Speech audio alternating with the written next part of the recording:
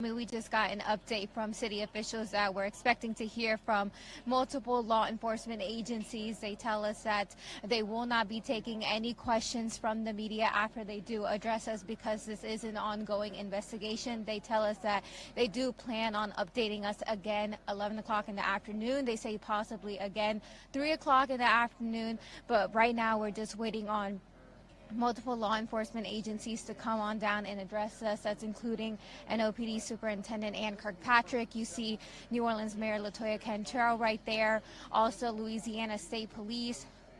So we will get those up to you just momentarily. Travers.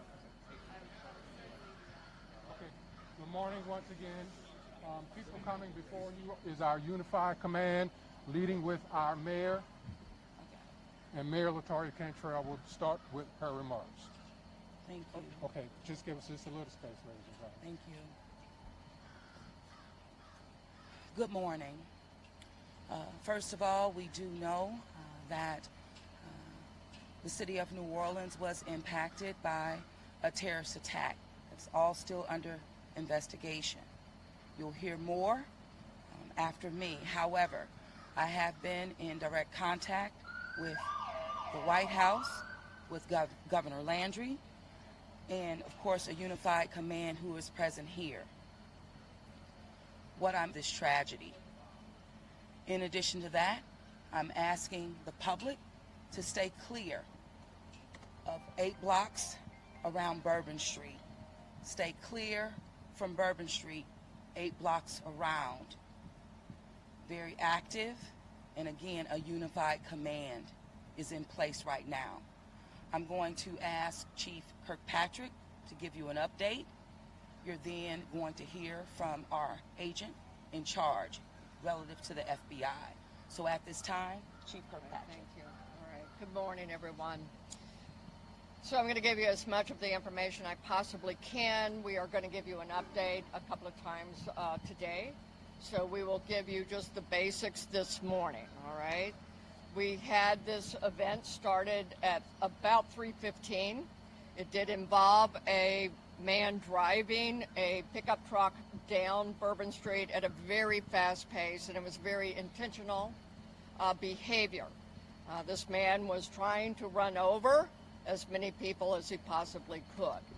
It was not a DUI situation. This is a more complex and more serious based on the information we have right now. With respect to numbers, we have right now, and as you already know, this could change throughout the day. We do know that there are 26 injured people who are at UMC Hospital. We know we have 4 at Turo, 4 at Ochsner Baptist, 1 at Tulane, but even as I was walking out the door, I believe I have an unconfirmed additional people who have been taken aside, but we will give you as many correct numbers as we can as the day progresses. It is a very tragic situation for me to tell you that we know we have 10 people that this man killed on Bourbon Street. That is why we do not want anyone on Bourbon Street today. Wherever you see yellow tape, please do not violate this tape. This is in order to protect and stabilize the scene. We have information to a certain degree of the demographics of those who are in the hospital right now. We do not know at this point how many could be tourists versus locals. But from the information I have right now, it seems the majority are locals versus tourists.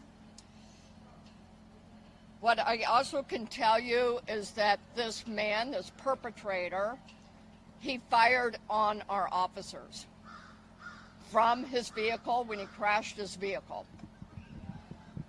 2 of our officers have been shot.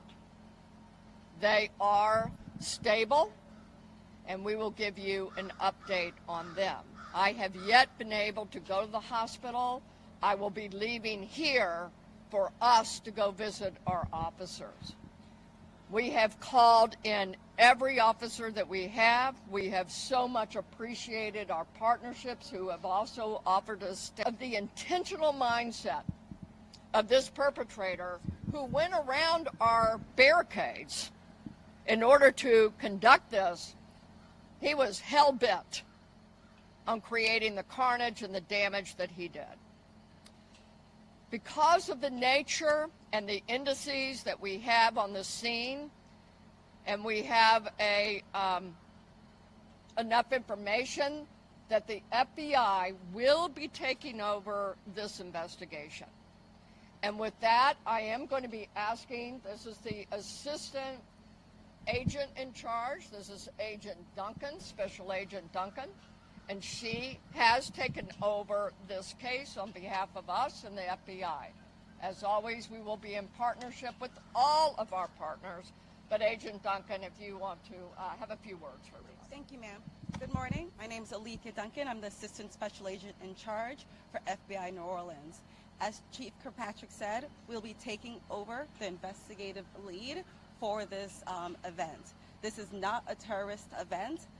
What it is right now is their improvised explosive devices that was found, and we are working on confirming if this is a viable device or not. As Chief Kirkpatrick said, we're asking everyone to stay away from Bourbon Street, specifically from Canal Street to St. Anne. That is my ask. Once again, stay away from Bourbon Street, Canal Street, all the way to St. Anne until we can figure out what is going on. Our goal is to provide you additional information at the 11 a.m. press conference. Thank you so much, and we will be in touch. Yes. I will say that we want our community and our visitors to continue enjoying. There's so much to enjoy about New Orleans, and we are going to make sure that our routes in the Superdome are safe today for the game, and yet we had this tragic event, and we're sorry again to everyone in our community.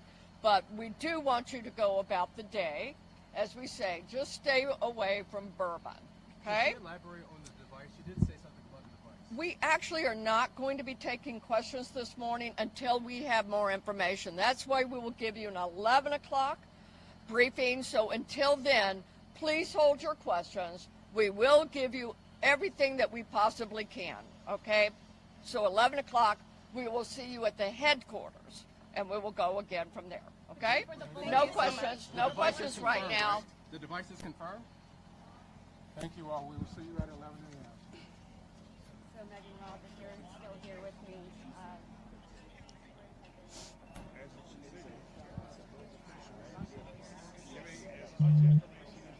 Try to be brief and recap this thing if we can. What she needs is probably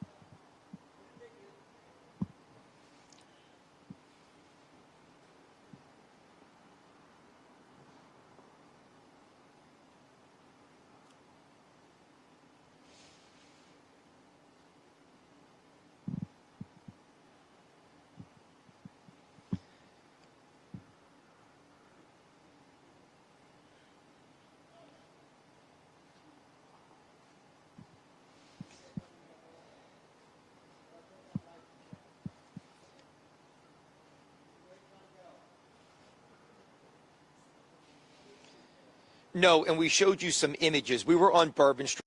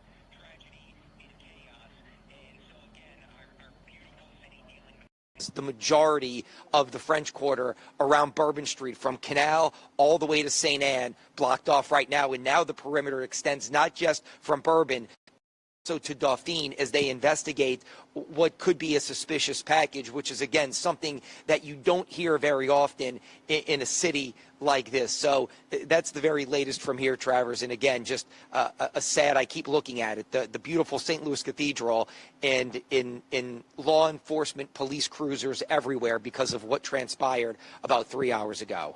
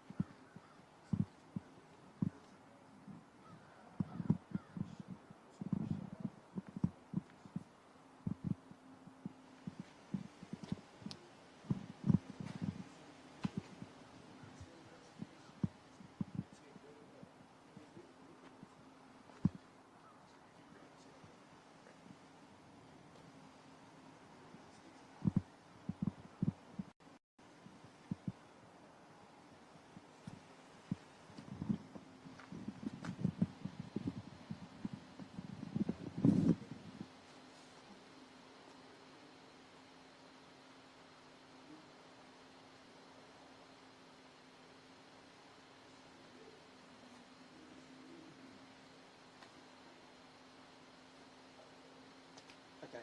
If I say keep this shot, I gotta keep taking it.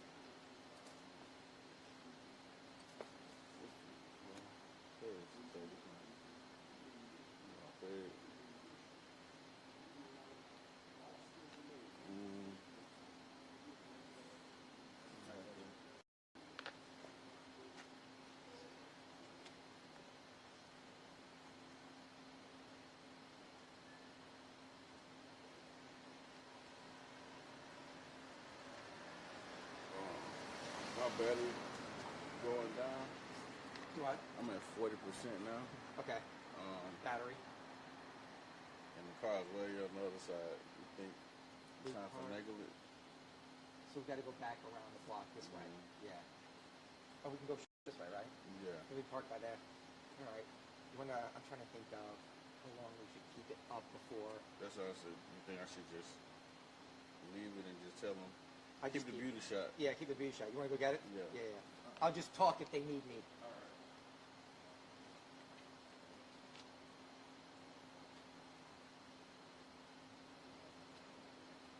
Okay, Cage. You know what? Just frame me up just in case they take me, I can talk. And I'll just stand here, even if it's a little wider. All right. And I'll just, in case they take me, I'll just say something. And I'll just hold the fort.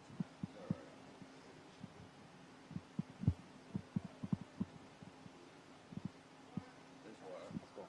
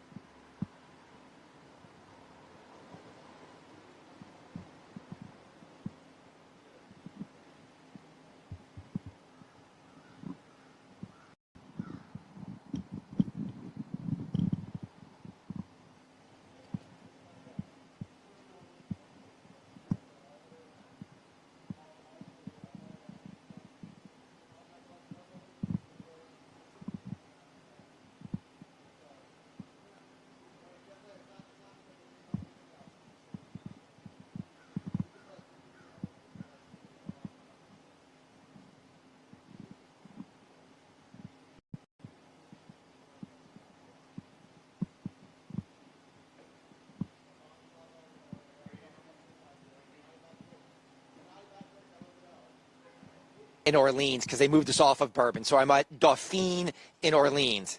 Yes.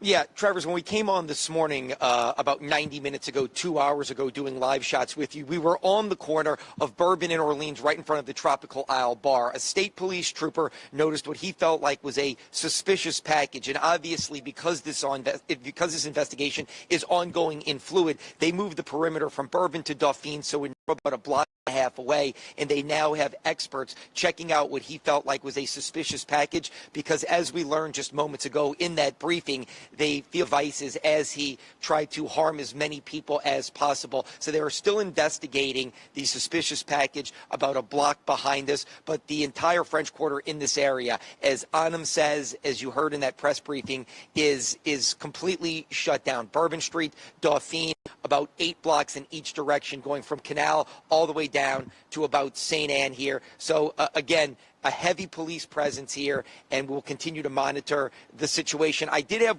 one question for you as we are on live TV here. You and I are born and raised here. We both worked at WDSU for 20 plus years each. You have highlighted some other instances of mass carnage, and I hate to use that term, but that's what happened during Mardi Gras with Tashante Tony and Nilson Rizzuto during the Endymion parade in consecutive years. And you mentioned the FBI. Again, maybe Mike Kine can help answer this question too. When was the last time FBI took over a scene like this? Again, you've covered 20 years of news here, you know, dealing with an incident of domestic terrorism, if you can ever remember something like that, and then I'll just send it back to you.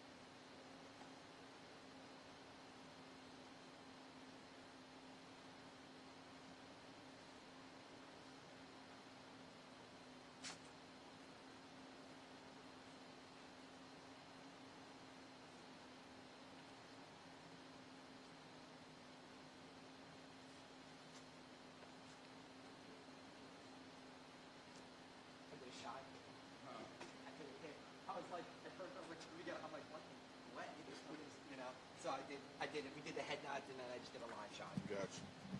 They, sitting on that beauty shot too. okay. See about it dark too. I'm gonna just wait for them. Next up.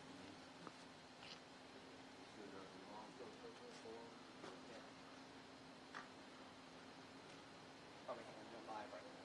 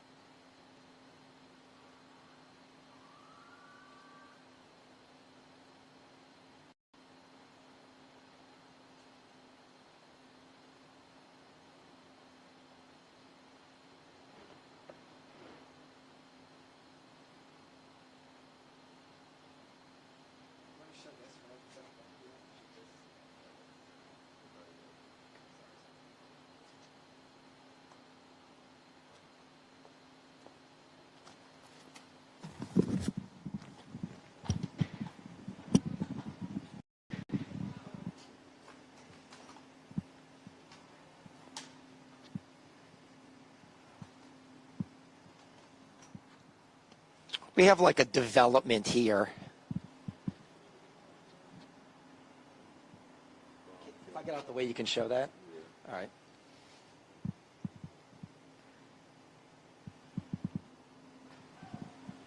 Yeah, we got like a little development or something here. A mobile command just got here. Yeah, okay, that's fine. If I get out the way, you show that. Okay.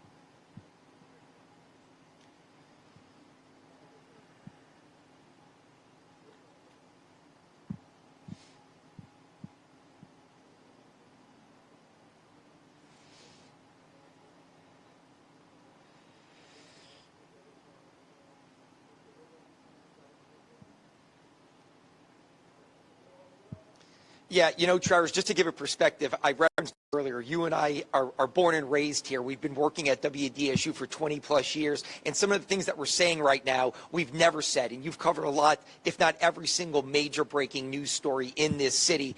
Obviously, the carnage, what you all have talked about, 30 plus at the hospital. Tragically, 10 people have passed away. A firefight, according to police sources, what Mike Kahn talked about, our security expert, with police, resulting in the person being killed. And yes, we are here on the scene where they're investigating IEDs. I'm going to step out of the way, and photojournalist Stefan Cage can show you what we see. We were on Bourbon Street. You see the St. Louis Cathedral in the backdrop. Some people are walking through right now. Again, some of the streets are open, and law enforcement are being very courteous to the people who don't know what's going on yet because they just got up. But again, to set the scene here, the St. Louis Cathedral, we were on Bourbon in St. Anne. A state trooper with Louisiana State Police saw a suspicious package. He called it in, and they are now investigating what they believe could be an IED. And the RV that you see with the flashing lights just arrived. That is a command center type setup that they have Tropical Isle Bar on the corner of Bourbon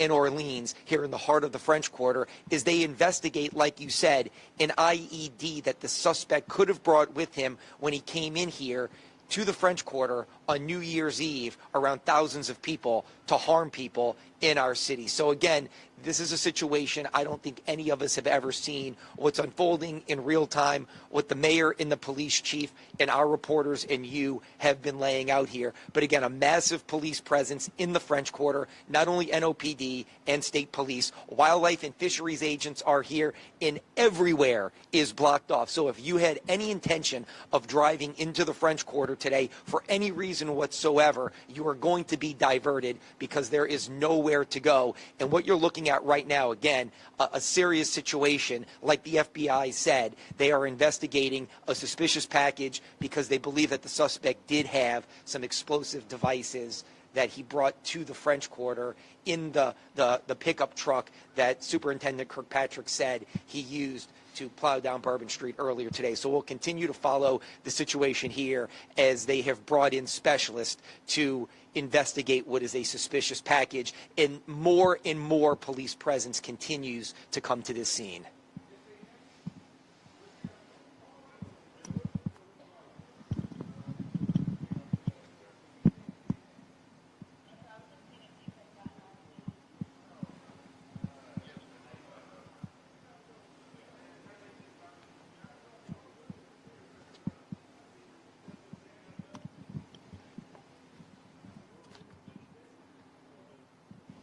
Yeah, again, Travers, that command center did just arrive moments ago. That's why we asked for you all to come out to us. You see the St. Louis Cathedral in the background. And again, just for perspective, that is the corner of Bourbon and Orleans, right by the Tropical Isle Bar, which is a huge destination for New Year's Eve, for Mardi Gras, one of the go-to places, if you will, for people here, tourists and locals, to go big events, the heart of the French Quarter. So again, we'll continue to see what unfolds here as the investigation ramps up.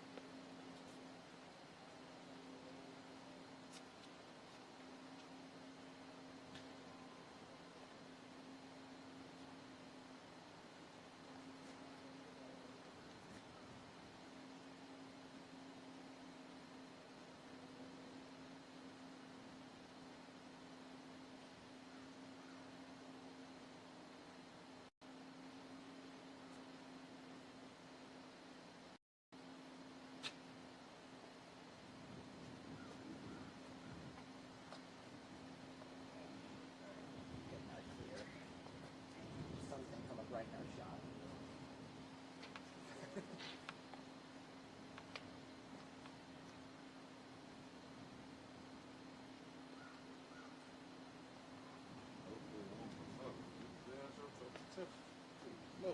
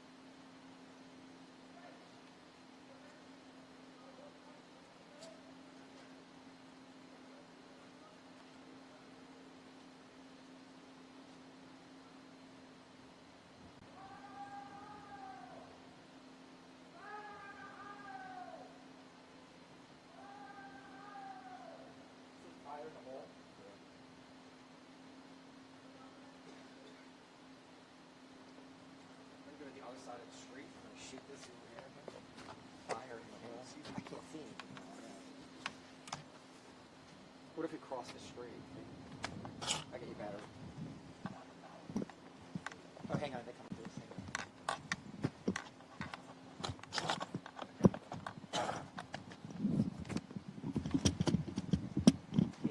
Battery.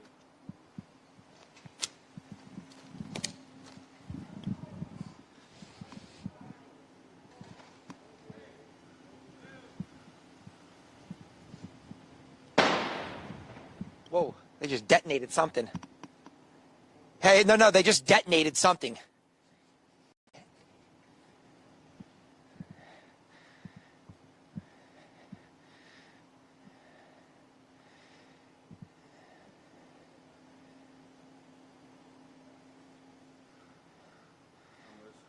I need to switch.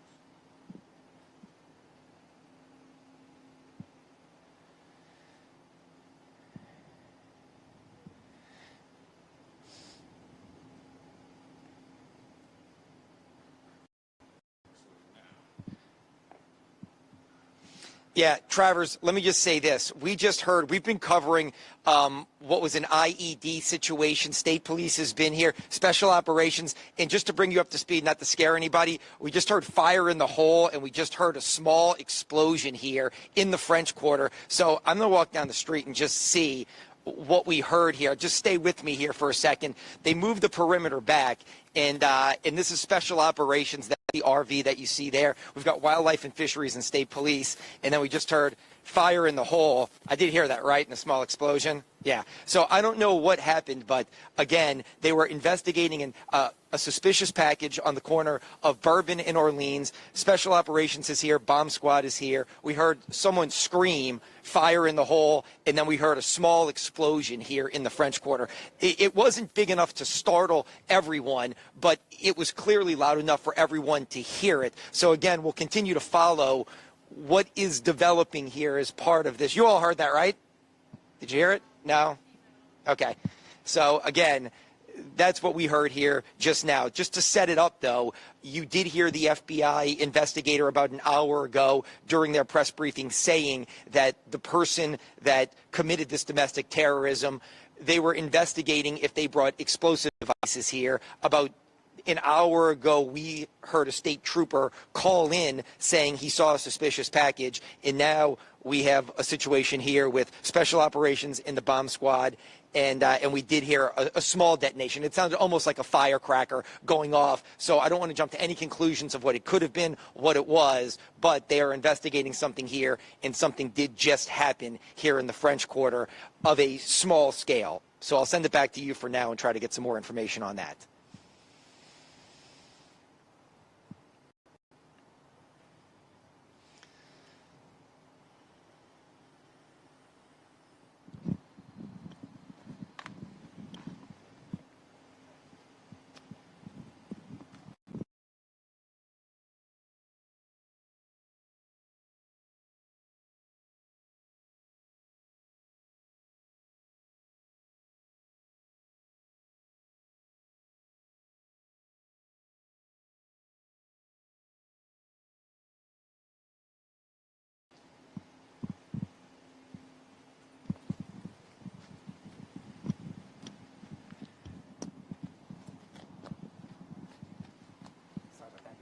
Come to me. I don't want to tell you. It went all the way down to 3 minutes. The tires were blocking, and I'm thinking, I didn't want to tell you because it was like they're trying to get out, and I was like, okay. We made it.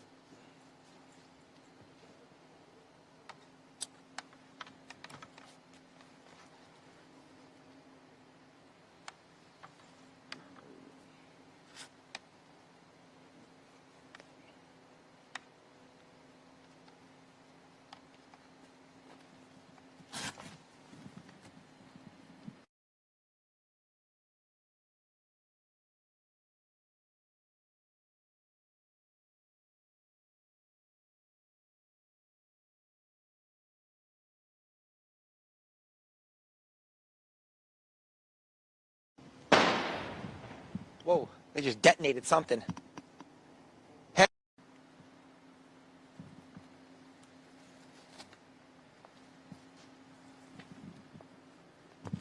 Yeah, I gotcha. Yeah.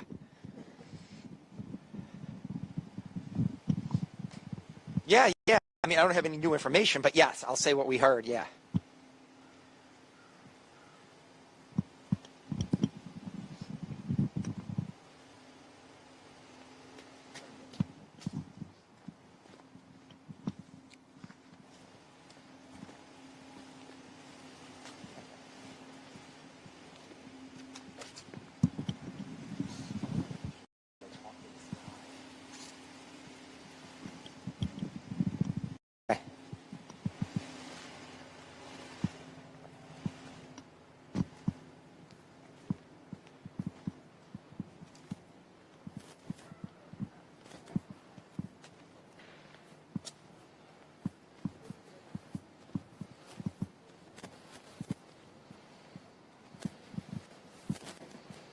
Y'all good? Yeah, we good. It's crazy, huh? You know anything yet? No, you heard the pop though. Yeah, they were blowing up something.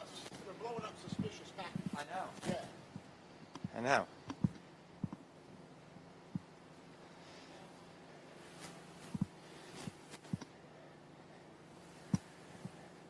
We did, Travers, and I'm getting a little closer right now.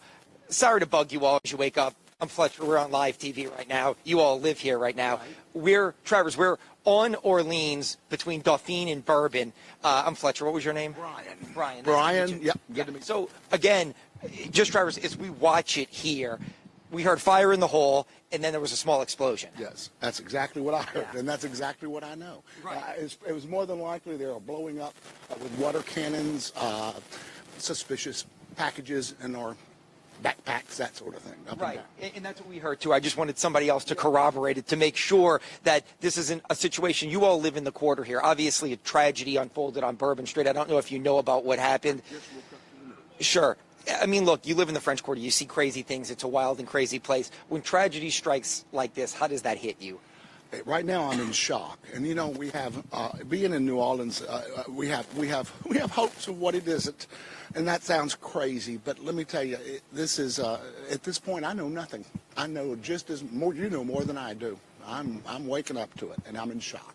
Yeah, I agree. I think a lot of people wake up. No, thank you too. And sorry to put you on the spot like that, but yeah, but that's the situation here, Travers. Again, there's wildlife and fisheries, there's state police. Most of the streets from Bourbon to Dauphine are blocked off. Residents are just waking up, putting on the TV, watching our coverage, watching what's going on, and finding out.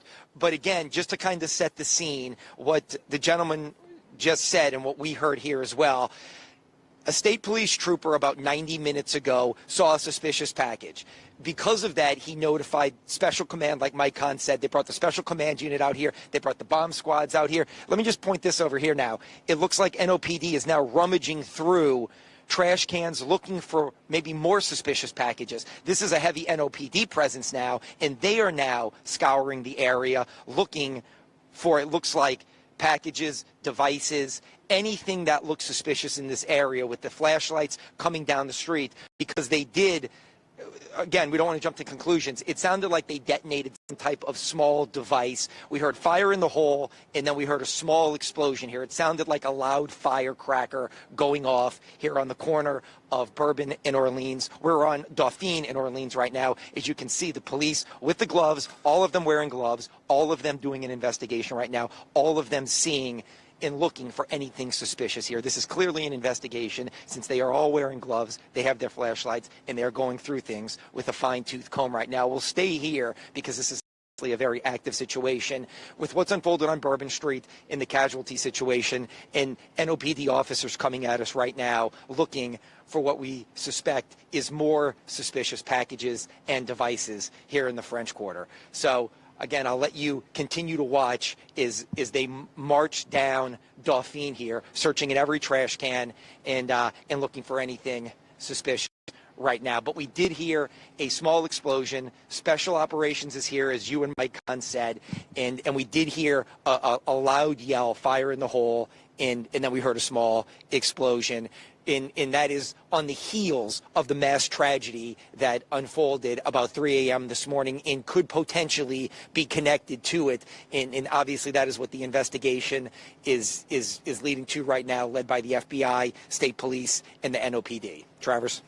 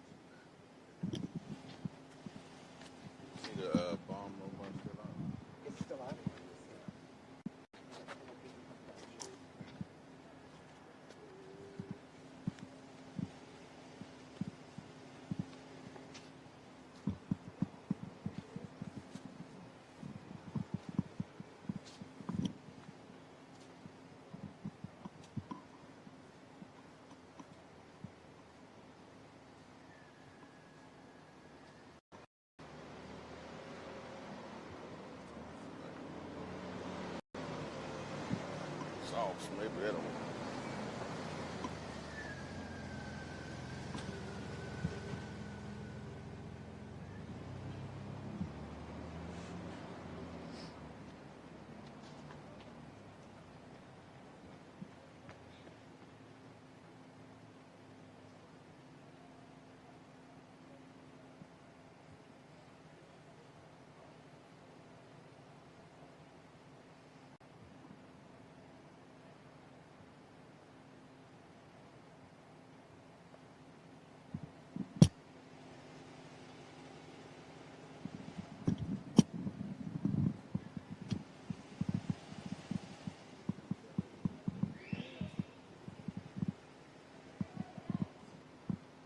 Say it again?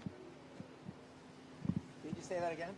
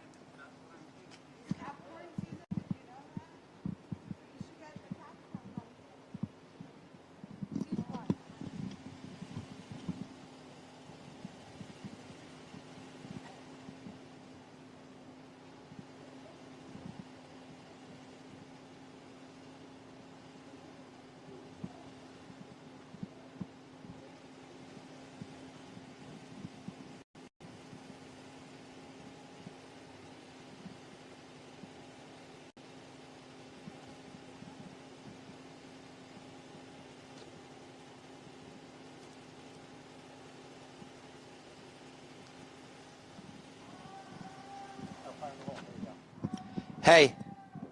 Hey.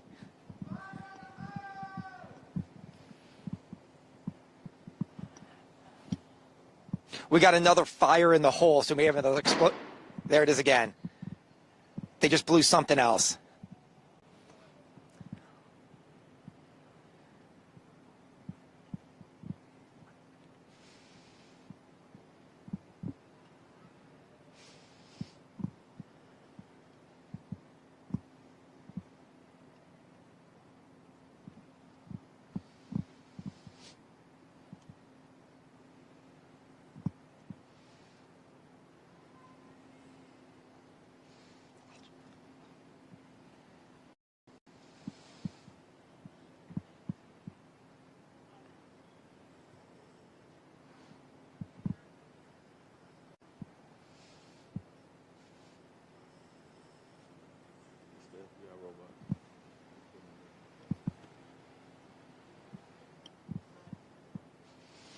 Yeah, Trevor, so we just had a second explosion here in the French Quarter. They screamed fire in the hole a second time, and they detonated what sounded like another type of explosive device. You see some people from Special Operations and the bomb squad working right down the street. I think photojournalist Stefan Cage has zoomed in on them right now. So, again, just to kind of set the scene here, the FBI alluded to the fact that there was an IED type device that they were investigating because they feel like the suspect may have had that when he came into the French Quarter, do the harm that he did. A state police trooper called in a suspicious device. We were clear off of Bourbon Street. We're on Dauphine right now in Orleans. About 5 minutes ago, we heard the bomb squad scream, fire in the hole, and we heard it sounded like a firecracker going off. And just about 30 seconds ago, or about 30 seconds before you came to me, we heard it again. Another fire in the hole and another detonation, which sounded like a firecracker going off. These aren't huge detonations. Some of the residents that live here are actually out watching right now, following what's going on. There were people on the balconies earlier, but again, because of this investigation leading to potential IEDs in the French Quarter, we have seen police doing massive sweeps here with the gloves, searching trash cans, searching under cars, everywhere here in the French Quarter. Teams of police officers, we showed you that live on TV, coming through looking for suspicious packages or anything out of the ordinary. They seem to have found one right on the corner of Bourbon in Orleans, right by the Tropical Isle Bar, which is a huge landmark landmark for people wanting to party during Mardi Gras, New Year's Eve, other events in the French Quarter. But again, we have heard 2 small detonations from the special operations RV that came onto the scene down the street that you're looking at right now, and we'll continue to follow and monitor the situation here.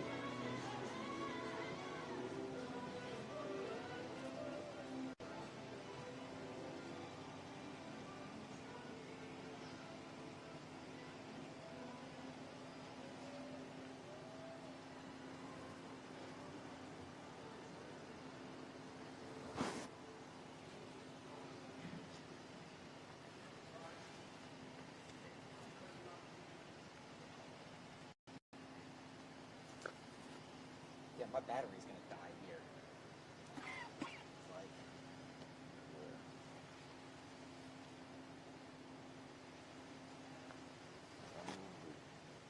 One back, one up.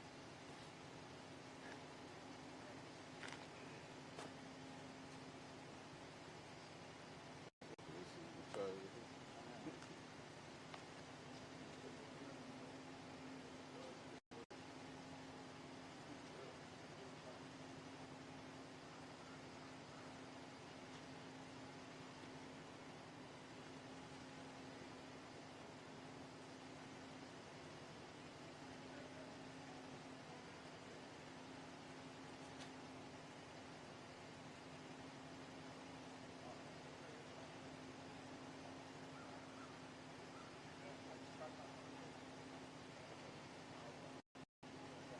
I got two, but one's dead and the other one's about to go.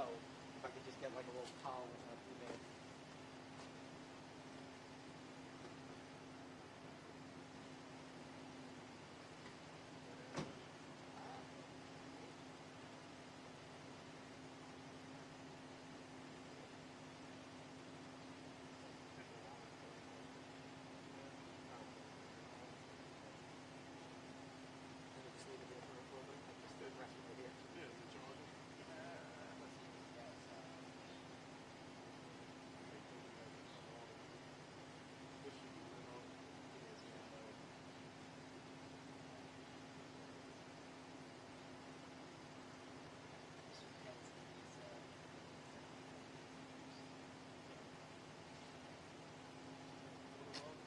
Thank you. Oh yeah, it's charging now. Thank you.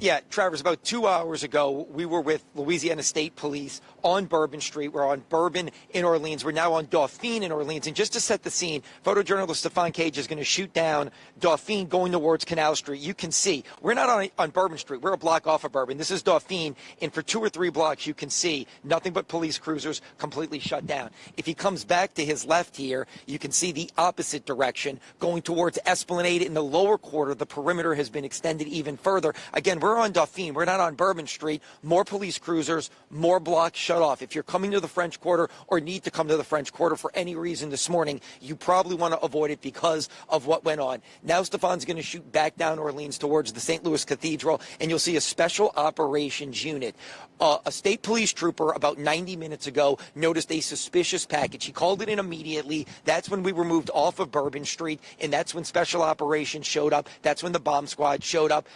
Within the last 30 minutes, we have heard 2 different times fire in the hole, and we have heard small explosions. It sounds like they're detonating something. It sounded like a firecracker. There was definitely a detonation. Whether they are just detonating a suspicious package, Mike Kahn can give more insight into that. And then we have also seen heavy police presence we showed you that on live TV, police officers sweeping the quarter here, looking in every trash can in the French Quarter, under cars, and it is definitely an investigation that they are looking for IEDs or some type of device that may have been left by the suspect, or they fear may have been left, because they had on gloves for an investigation, flashlights, going through trash cans and looking under cars, potentially for more suspicious devices after the tragedy that unfolded with the driver and the firefight and all of the other things that you have been reporting on and our team has been reporting on.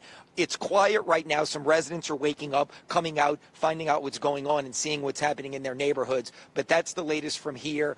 With the St. Louis Cathedral is a backdrop. Chaos in the French Quarter this morning and right now as the investigation unfolds and more information starts to become available. But what I can tell you, fire in the hole twice, 2 small detonations, special operations here, and they are obviously, my assumption is, and I hate to make assumptions in a situation like this, but I will anyway, is that they were detonating a suspicious package or packages that they found. But Mike Kahn can certainly give more insight on that.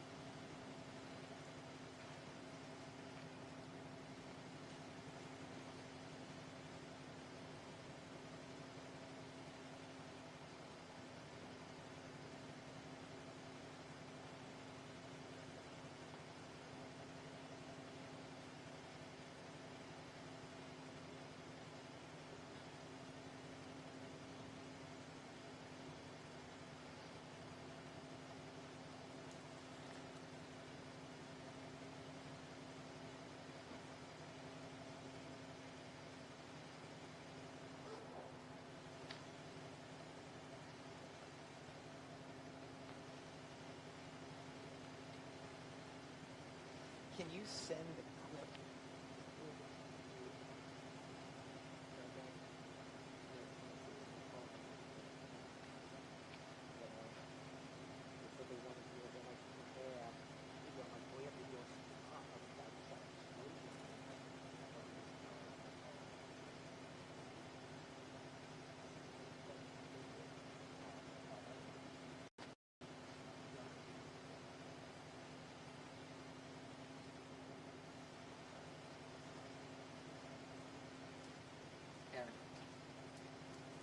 Aaron.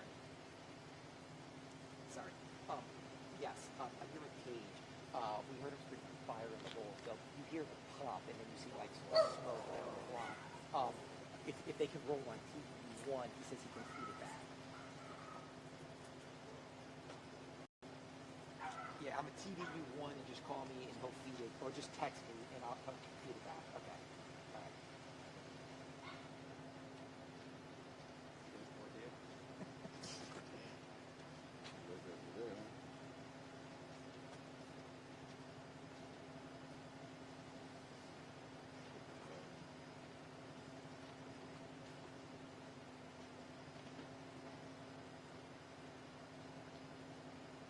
Aaron, what's up? Okay. He's gonna send the clip back. And again, it's just a shot of down the street, and then you'll hear the pop and you'll see some smoke. I think they just detonated a suspicious device. But he's gonna cue it up.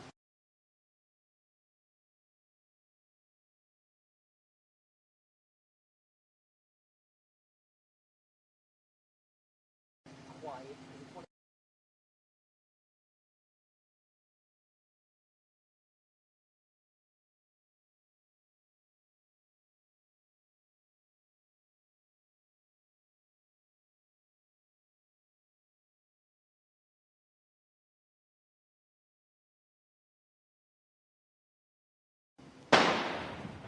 Whoa, they just detonated something.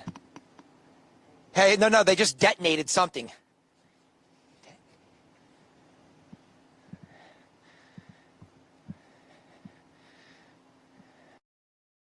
Shock. And we have being in New Orleans, we have hopes of what it isn't, and that sounds crazy, but let me tell you, this is at this point I know nothing.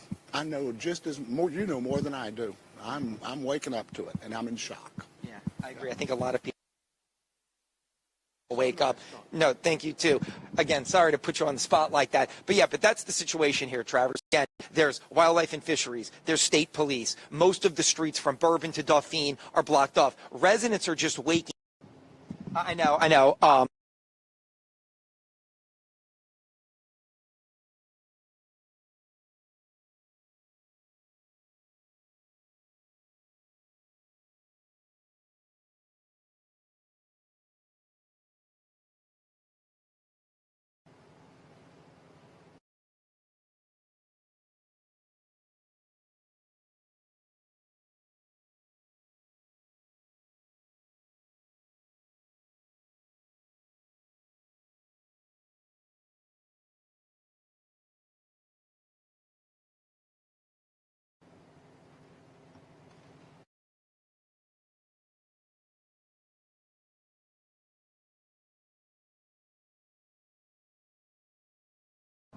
Hey.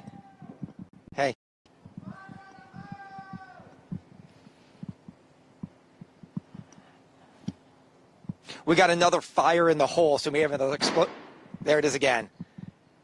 They just blew something else.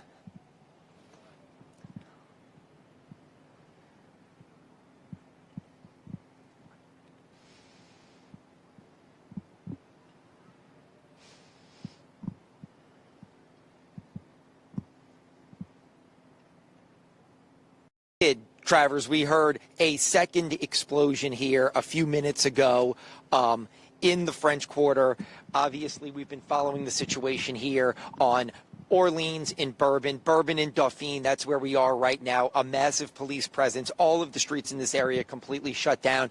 And as we told you in our last live shot, the state police trooper saw a suspicious device. They then called special units to come out. That's what you see right now. That's the RV that you and Mike Kahn told us is their special unit command. The bomb squad was here twice. We heard fire in the hole, and then we heard a detonation. Again, I don't want to jump to any conclusions or talk about things that we are not experts on, but listening to Mike Kahn, that certainly sounds like they were detonating the suspicious device that they had found here in the French Quarter. And then we also saw police scouring the area, going through all the trash cans, looking under cars for what appeared to be more suspicious devices because of what unfolded in this area. So again, we'll continue to monitor the situation here. Again, the entire French Quarter is basically blocked off. There's people walking through the French Quarter because they work in this area, or they're walking their dogs because they live here. But driving in the French Quarter right now is almost impossible in every single direction. Dauphine, Bourbon, as far as you can see, from Canal Street, well past St. Anne, going towards Esplanade, from Canal Street to the lower quarter, it is pretty much locked down here right now. But yes, they investigated suspicious devices, and we will get an update. But there were two explosions. I hate to call them explosions, but two pops that sounded like fireworks that special units seem to have detonated suspicious devices here that they have found. They didn't do an all clear. They didn't clear the area any further. There hasn't been a sense of panic here amongst anybody. So it seems like normal procedure, what they're doing here right now, going through the steps of finding a suspicious device and potentially detonating it to make sure that everything is safe and secure.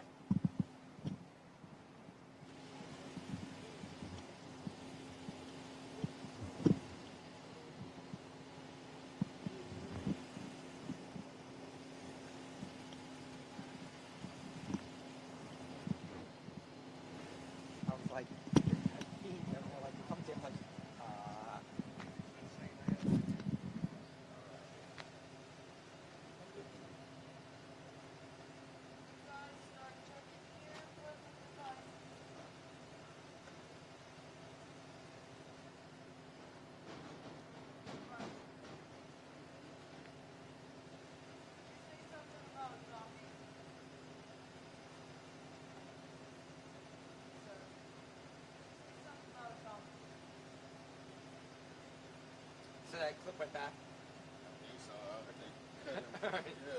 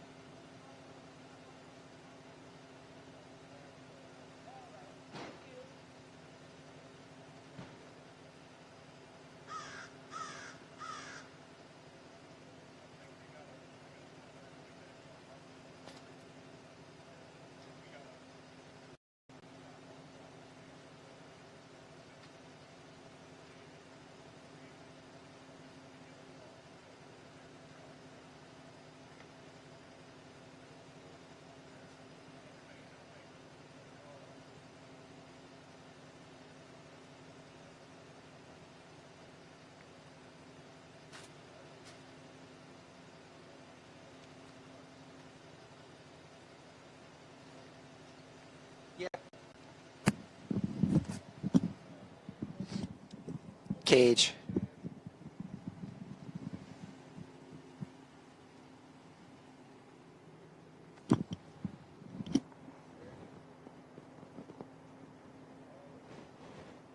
Yes, I'm ready. I'm ready.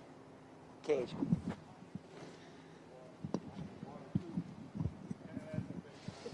They still ask me.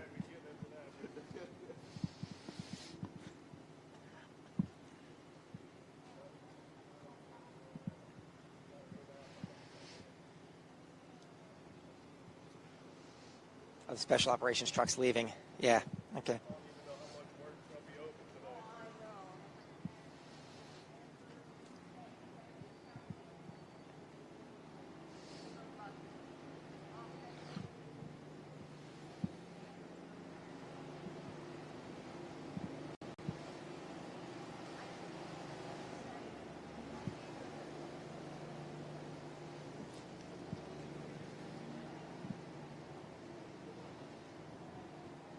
Yeah, Travers, again, we're showing you right now, that's a shot of the Special Command Unit. The NOPD Special Operations Unit is now pulling out of this area. So you can see the way that they're going. This is Dauphine Street going towards Canal. You can see the large buildings in downtown New Orleans. The command is pulling out. All of the streets going towards Canal Street on Dauphine are completely blocked down. We're still here. I can still see police tape. Look. Stefan Cage, our photojournalist, is going to get a shot of the police tape. That is just where they found a couple of suspicious devices. This is about 90 minutes, 2 hours ago. We were on Bourbon Street, Bourbon in Orleans, when a state police trooper found what he felt like were some suspicious devices. They notified the bomb squad. Special operations came out, and it sounded to me like they were detonating those devices to make sure that there was nothing more serious there. There was never a sense of panic. There was never a sense of clear the entire area. We did hear fire in the hole, a loud yell once, and then a pop. And then about 10 minutes later, again, fire in the hole is gone. You can see the police tape there where they found those devices. We've also seen a heavy police presence scouring the streets here, looking through trash cans, looking under cars, searching for anything out of the ordinary, because as the FBI officer in charge said,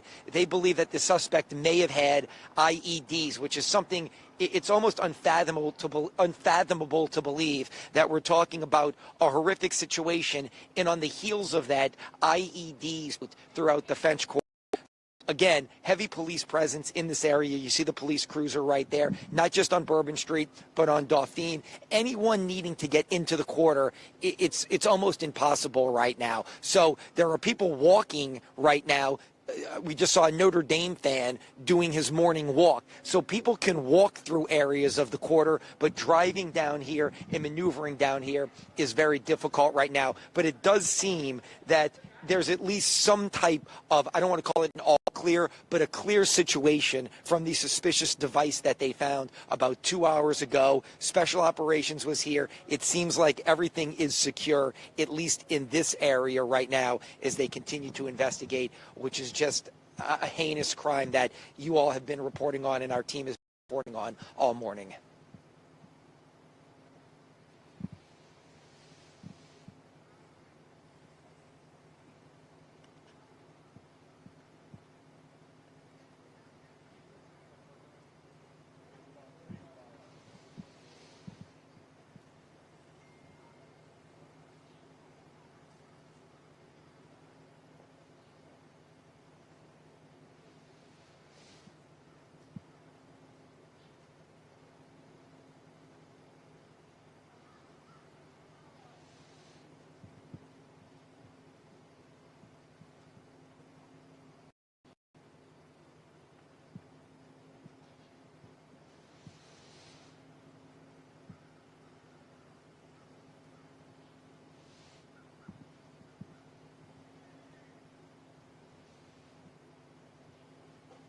Yeah, of course, downtown New Orleans, right across from City Hall. We were young children at the time, but it's one of those news stories and events that people talked about for a very long time. Another horrific event that resulted in a lot of And just for perspective on how quiet the quarter was and how eerie and strange it was this morning and is right now, the last time I remember seeing anything like this was the COVID Mardi Gras of 2021, when Mayor LaToya Cantrell and city leaders decided not to have Mardi Gras, and to make sure that there was nothing out of the ordinary, there was a large police presence in the French Quarter, making sure that everyone was safe in following the rules during the pandemic.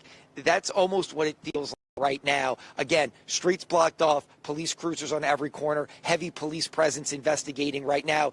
It's something no one wanted to see, to ring in the new year with hope and prosperity and hopefully a brighter future, knowing that the Super Bowl is on the horizon, a great Sugar Bowl tonight, Mardi Gras coinciding with the Super Bowl coming up, and we start 2025 in horrific fashion with images that are hard to kind of wrap your head around, things that are hard to wrap your around.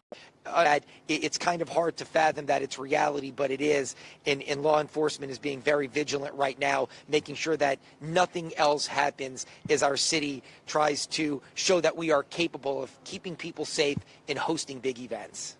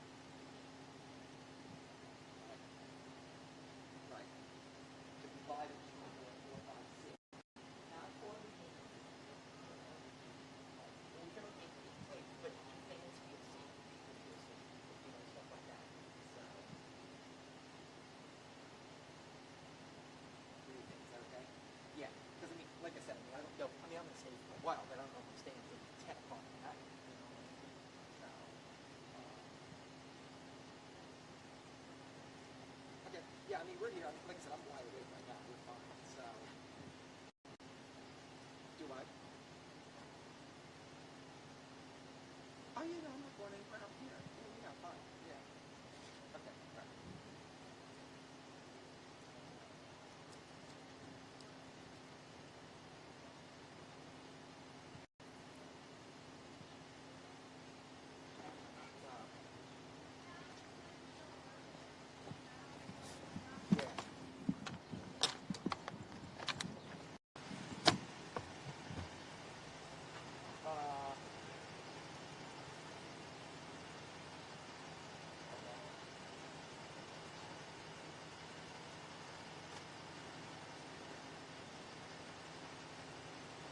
Oh, which truck? Oh, I mean,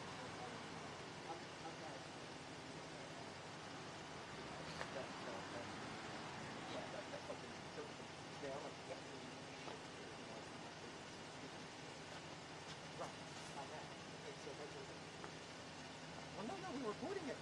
I was just here to just get late too, you know?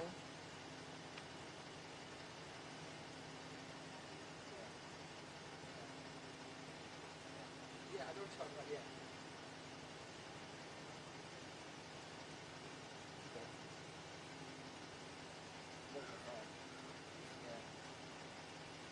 Right. Yeah. Right.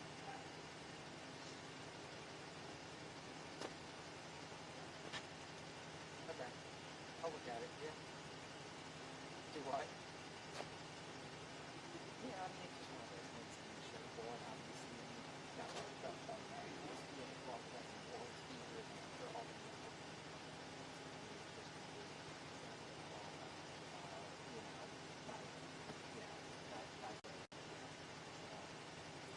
Just hand you the go and get the stuff.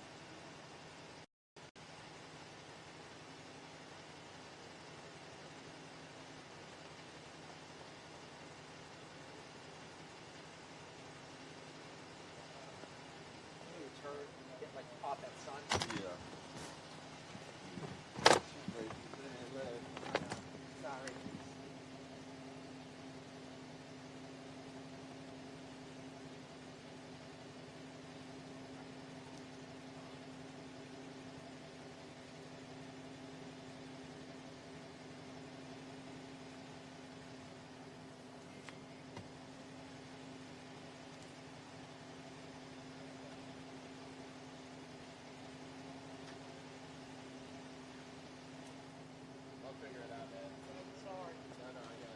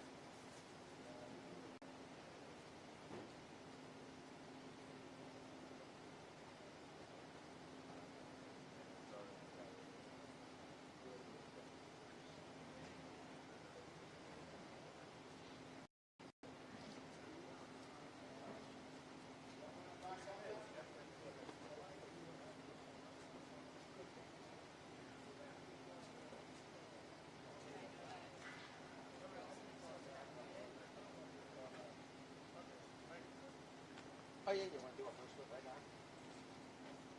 Okay, yeah, we'll do it right now. That's cool. Okay. Charge it back if you don't mind. Thank you, man. No problem. All right. Yes, I'll do it right now. Okay.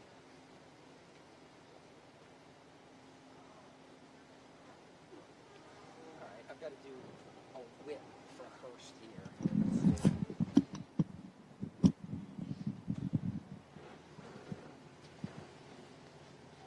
Let me just show like that, this. Is that going here? Just trying to walk, tell them what happened.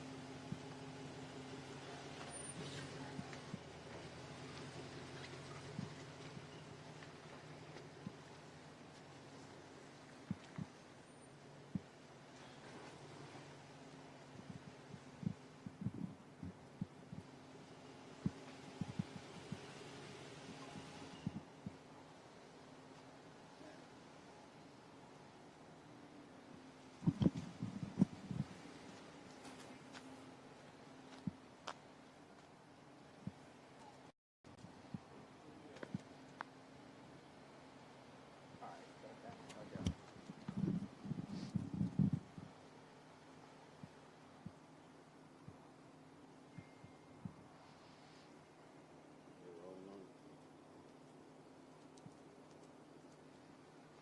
Okay, is that cool? I think they're rolling back there.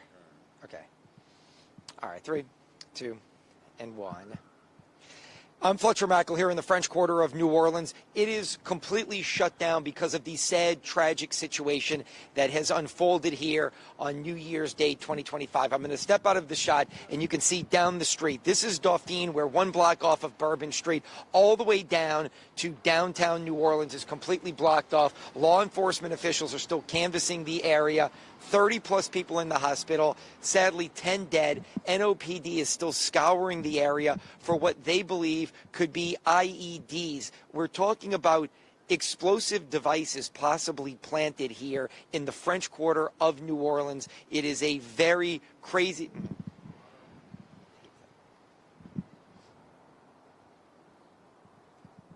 Just make sure she's rolling on that.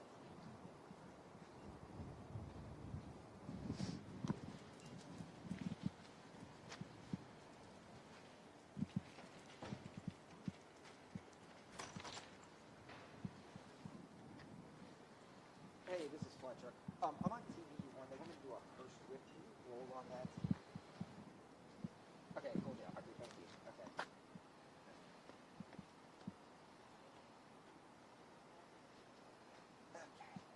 Get the headache here. All right.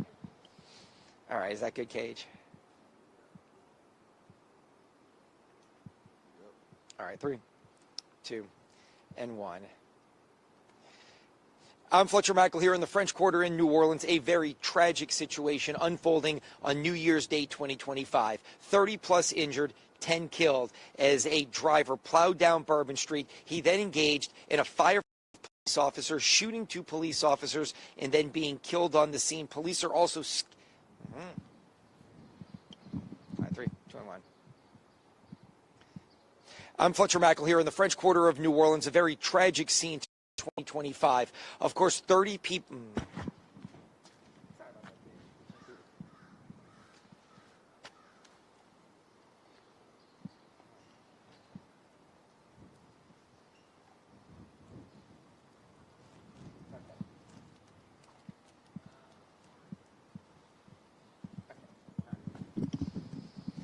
All right, 3, 2, and 1. I'm Fletcher Mackel here in the French Quarter in New Orleans. In 2025 started in horrific fashion here in New Orleans. 30-plus people injured, 10 dead. Been a long morning so far.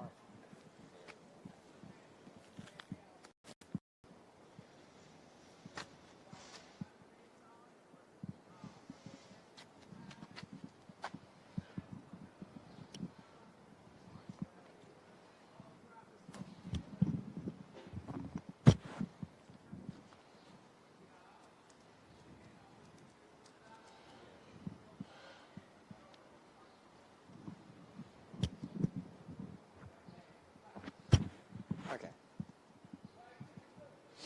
Okay. All right. right, 3, 2, and 1. I'm Fletcher Mackel here in the French Quarter of New Orleans. 2025 starts in sad, tragic, horrific fashion in our city. 30 plus injured, 10 dead as a driver plows down Bourbon Street. He then engages in a firefight with police officers, injuring 2 police officers. We are told that the suspect died on the scene. They are now canvassing the French Quarter of New Orleans, looking in trash cans and under cars for IEDs. It's hard to even fathom that we're saying that in New Orleans, searching for explosive devices that the suspect could have left in and around one of the most historic neighborhoods in the United States of America. I'm going to step out of the scene right now. You can look down the street. We're on Dauphine, 1 block off of Bourbon Street, which is one of New Orleans' most famous streets.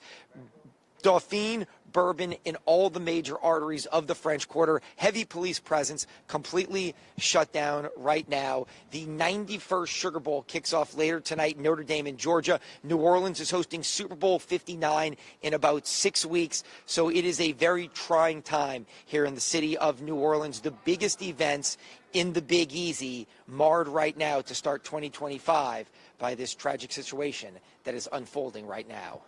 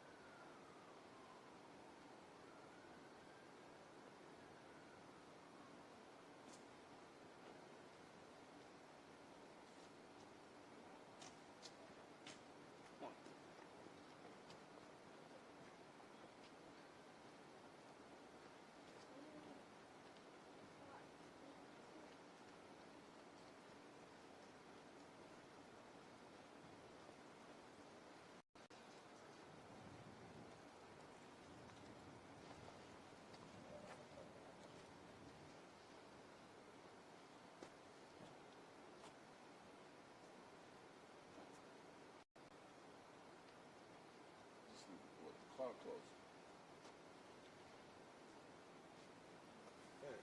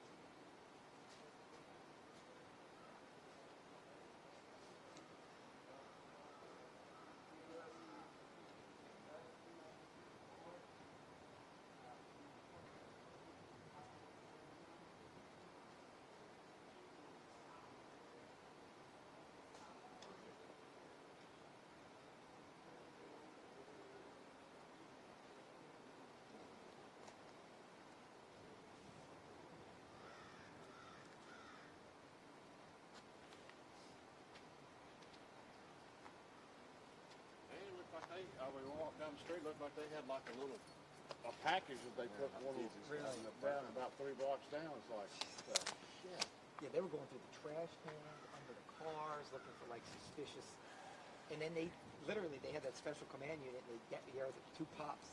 So it sounds. The guy said, he goes, I think it's just they find something suspicious and they do like a safe detonation. He said, to make sure that it's like nothing. And I was like, oh, okay. So crazy. I know. Crazy. God, that is coffee here. Yeah.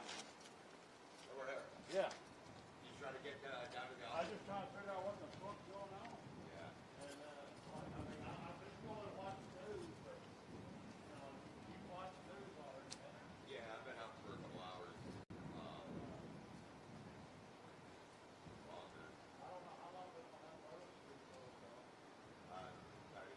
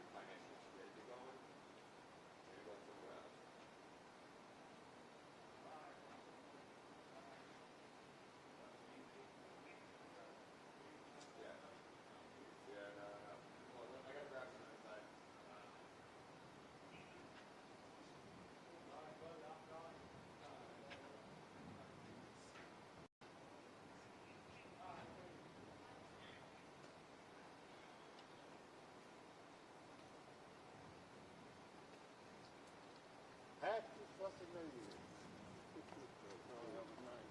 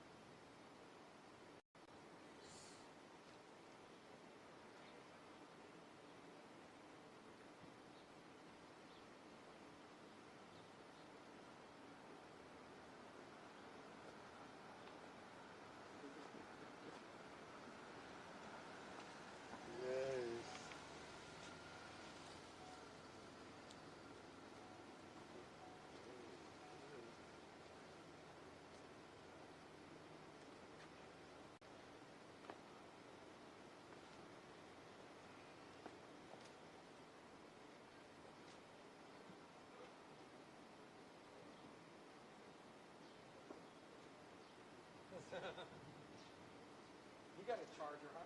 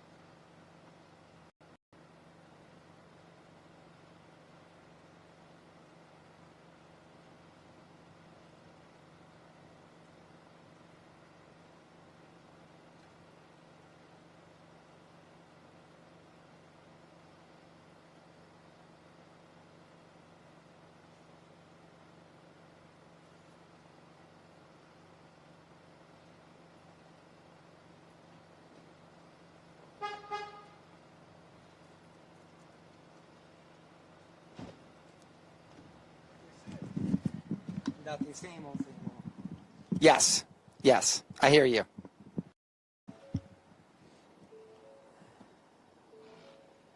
Okay, no problem. Coming to us. Daryl, then they're going to come back.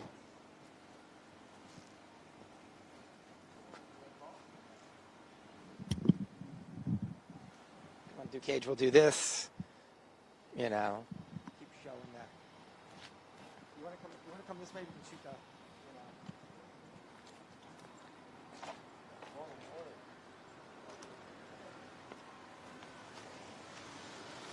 Show the cathedral, the tape.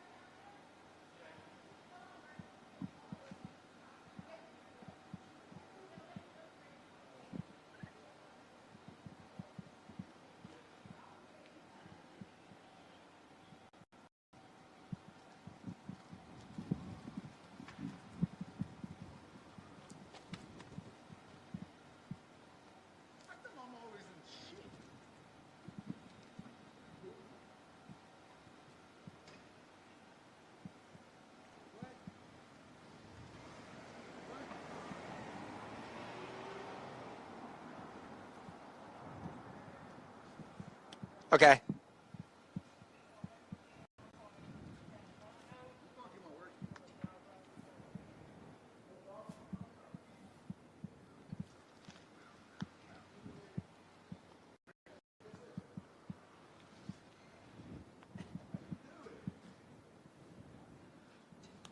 Okay, here we go, Daryl. Okay, here we go.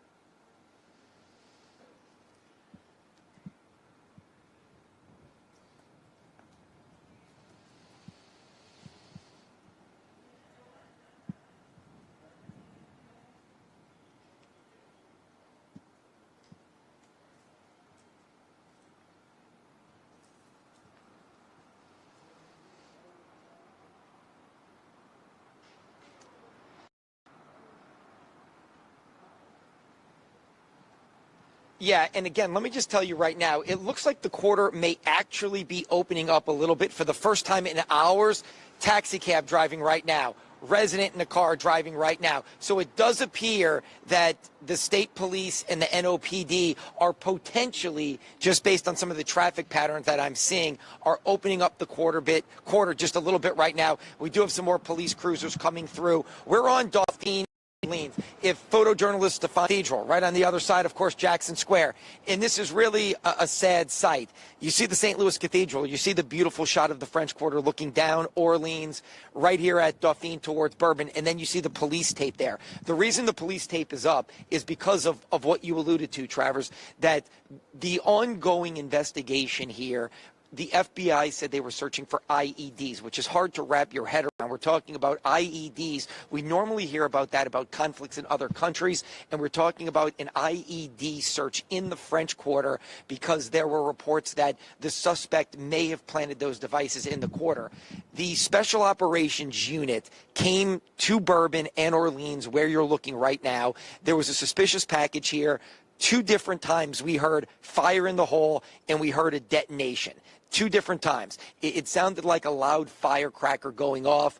Icon can give you more perspective on this, but what some of the people here told us is that is a precaution. They're detonating the suspicious package to make sure that it isn't anything more grave or dire. There was never a sense of panic in law enforcement. There was never a sense of clear the entire area. We had to move one block back. But as of right now, large portions of the French Quarter completely closed off to driving traffic. People can walk through this area and people can walk around, but there is no driving in this area of the French Quarter right now. We also saw police officers doing sweeps, searching each and every trash can, gloves, flashlights, looking for more suspicious packages as well here in the French Quarter. I will say the police presence has dissipated a little bit over the last 20 or 30 minutes, and it does appear potentially, I don't want to put anything out there that we don't know for sure, but it does appear that the quarter is loosening up a little bit. There's more media here now. Some cars are being able to drive through, and as people wake up and get out, they are definitely walking through this area on Dauphine Street right now.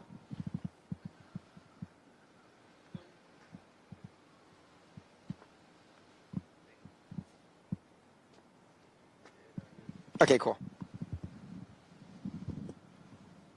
How you doing?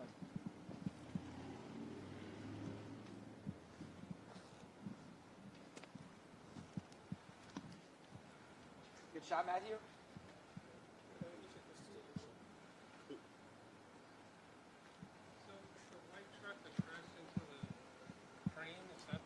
Yeah, it was a truck. They've already confirmed that one, yeah.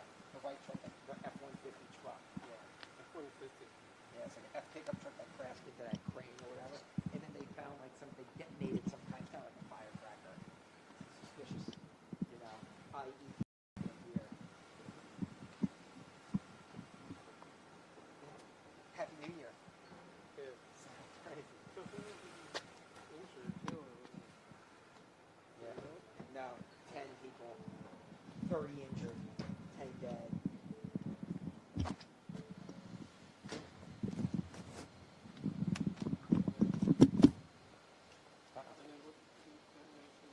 Yeah, Bourbon, you know, it means they found a suspicious, state police found a suspicious package or what looked like a suspicious box, and they called like special operations and the bomb squad, and when they did, they screamed fire in the hole twice, and you heard like sound like a firecracker. So, and that's why they have the police group up there right now. That's what they do.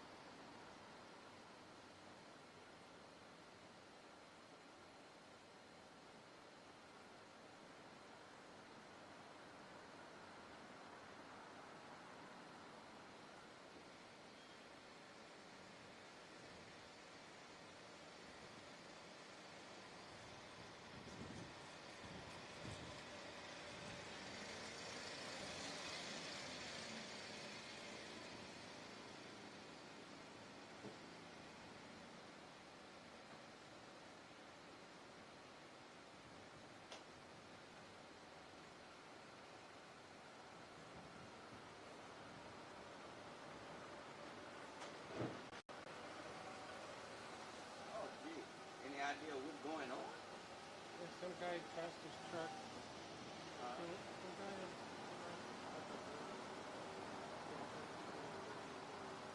That was last night. Morning?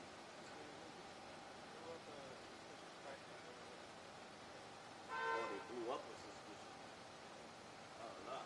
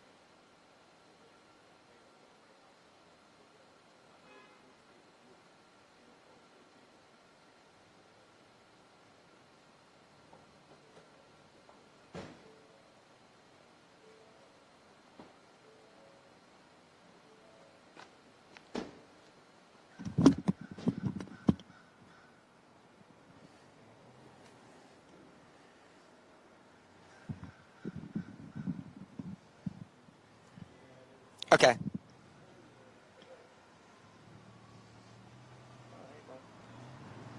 So the streets are opened up here, it looks like.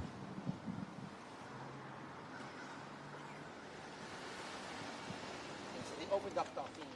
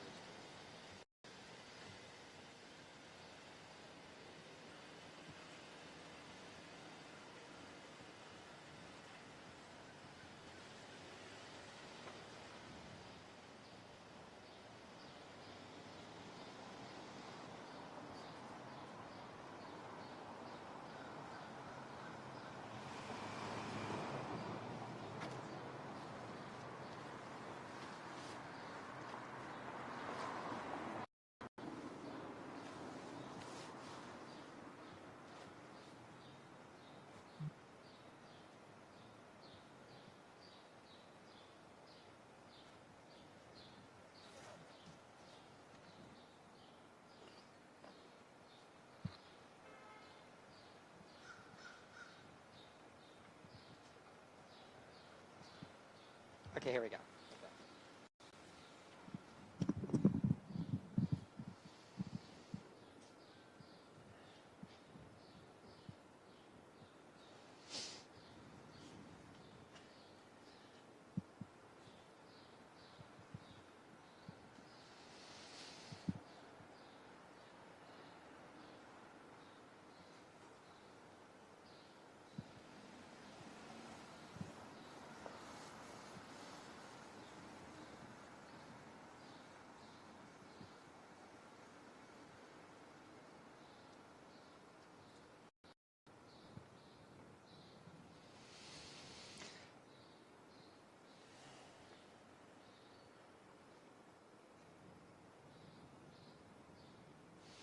Yeah, they did. 2 Trevors, but let me start with this. An update on traffic here. Dauphine is open right now. So traffic in the French Quarter, I don't want to say is getting back to normal because what happened on Bourbon Street and what's going on there is certainly not normal. But Dauphine was completely shut down all the way from Canal to St. Anne going towards Esplanade. Traffic can now, I'm standing in the street, there's no traffic coming right now, but traffic can come down Dauphine. We can see cars coming at us right now. Dauphine has reopened, so it does seem as if some parts of the quarter are getting back to normal, at least from a driving standpoint. People can walk through this area, and getting to Bourbon Street is still blocked off, but they are opening up other arteries here in the French Quarter. Again, Dauphine has been completely blocked off for the last several hours. It is now open. There's still a police cruiser down there, but beyond the police cruiser, you can see cars going down Dauphine Street. It does seem as some of the traffic restrictions are loosening up here in the French Quarter, but not on Bourbon Street. Photojournalist Stefan Cage is going to come back to his left here. Just like you said, again, this is an iconic shot of our city. That's the St. Louis Cathedral, arguably the most visible symbol of the city of New Orleans, right on the other side, Jackson Square. There's police tape in this shot as well, because early this morning, I'd say around 6:30 a.m., we got out here about 4:30. About 6:30 a.m., a state police trooper said that he noticed a suspicious package. Well, he phoned it in. They sent special operations out here. They sent the bomb squad out here. They cleared us off of Bourbon Street, moved us back a block to Dauphine, and then locked down Dauphine. Well, then they detonated. We assume they detonated, and I hate to make assumptions, but I think it's a fair assumption. Somebody with the special unit screamed, "Fire in the hole," and we heard what sounded like a firework. Then about 10 minutes later, we heard "Fire in the hole" again, and then another detonation. And now they have crime scene tape up where they detonated, or what we believe is the area they detonated those suspicious devices. And that area is completely blocked off right now, and we can't go past those cruisers. But again, it's a chaotic scene that you see here, just because you see this beautiful, iconic shot of the St. Louis Cathedral, and then right in front of it, chaos and a chaotic scene. We all know what took place on Bourbon Street, in the fact that they're, detonating IEDs or suspicious devices here in the French Quarter, and they are sweeping the area for more suspicious devices. Again, like you all have been saying, it's kind of hard to wrap your head around that this is happening in our beautiful city, but such is reality as we start 2025.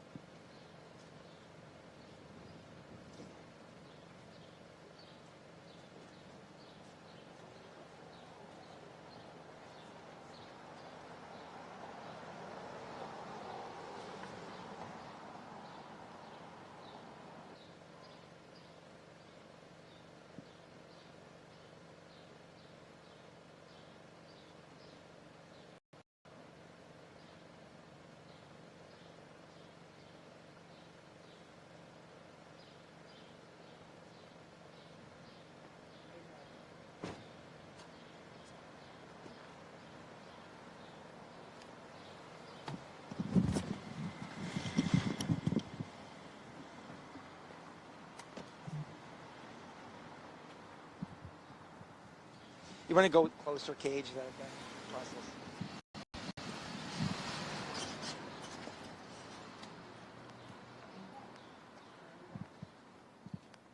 What do you think?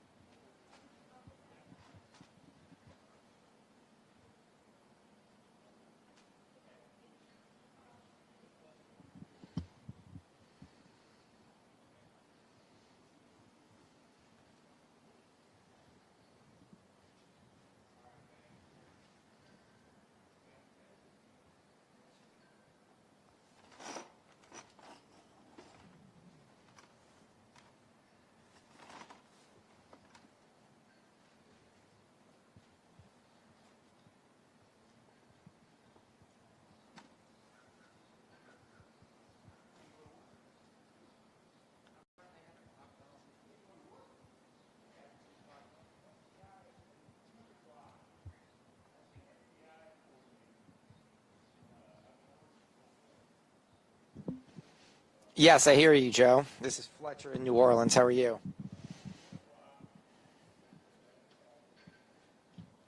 Okay.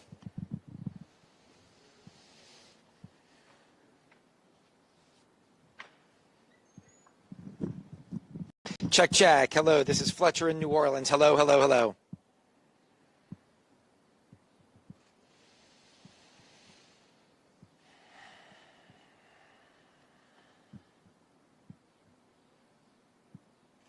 Okay, coming to us next.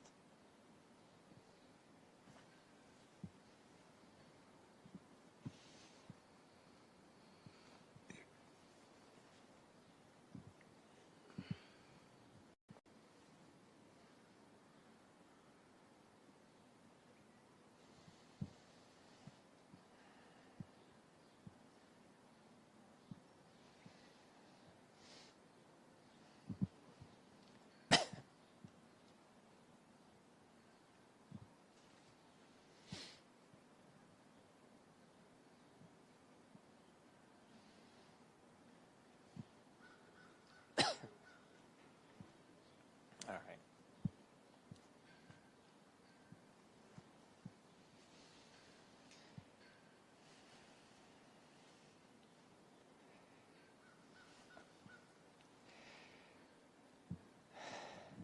So again, to follow up on the report that you just had, on top of what happened on Bourbon Street with all of the people hit and the people killed in the firefight between the suspect and the police officers, the FBI agent at the briefing this morning mentioned that there may have been IEDs planted around the historic French Quarter. I'm going to step out of the way because we are on Bourbon Street. The police tape that you see right now is the corner of Bourbon and Orleans here in the historic French Quarter, just behind Bourbon Street, 1 block away, is the historic St. Louis Cathedral. About 2 hours ago, a Louisiana state trooper said that he found a suspicious package here on the corner of Bourbon and Orleans. They called the NOPD Special Operations. They came out, and within the course of 10 minutes, we heard 2 different times, fire in the hole and a small explosion. Then about 5 minutes later, we heard one more time, fire in the hole and a small explosion. Since then, they have put police tape up around the entire area. We have also seen police officers canvassing this area as well, searching in trash cans, searching under cars, going through everything, looking for anything suspicious.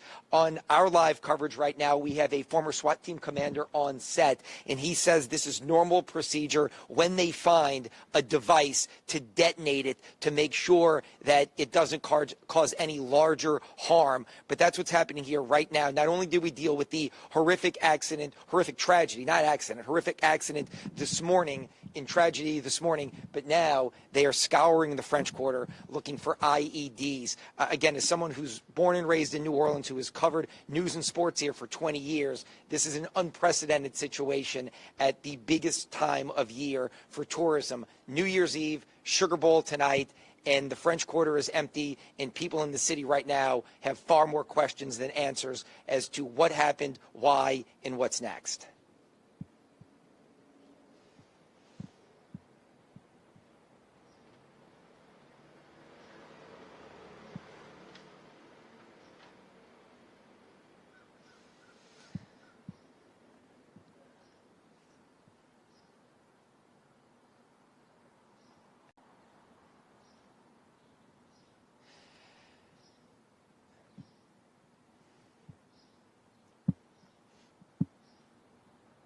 Yeah, so that's a great question. So the French Quarter, for perspective, is 10 blocks by 7 blocks, so 70 blocks total. It goes from Canal Street to Esplanade. It runs the length of the Mississippi River. Canal Street is the 100 block. That's the very beginning of Bourbon Street. That is where the truck plowed through the first block of Bourbon Street. We're about 6 blocks away from that, 6 city blocks. So this is a little further into the heart of the French Quarter, about the midway point of the French Quarter, the St. Louis Cathedral in Jackson Square. The St. Louis Cathedral is obviously maybe the most iconic building in New Orleans. Jackson Square is one of our famed areas and big landmarks. So we're about 6 blocks in from where the tragedy took place this morning, and police officers have have been in this area everywhere, again, going through garbage cans, and they did find what they believe was a suspicious device and then called the bomb squad. And then again, 2 different times we heard fire in the hole and what sounded like fireworks going off,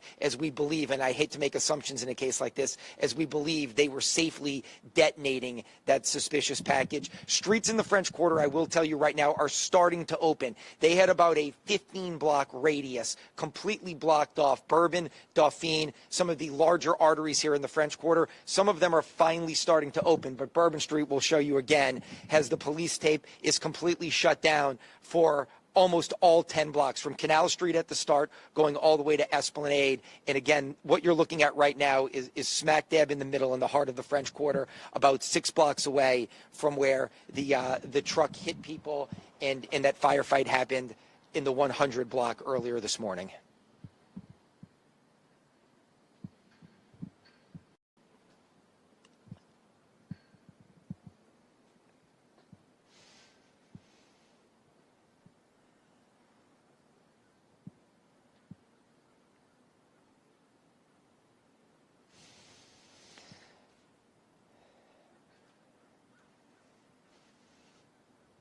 Again, I know they're going to do another briefing at noon Eastern Time, 11 Central Time.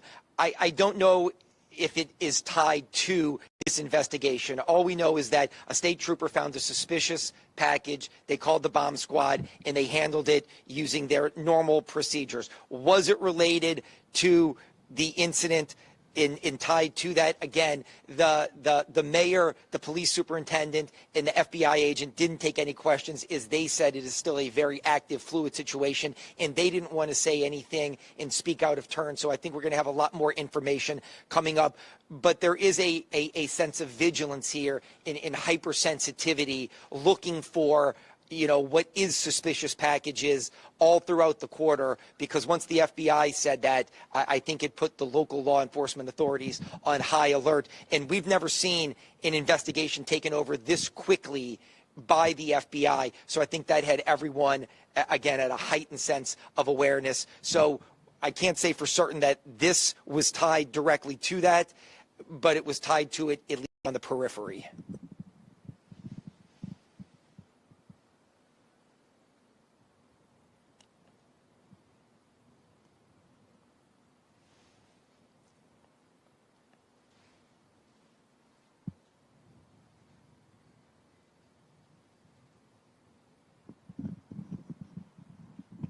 Okay, no problem. Okay, thank you.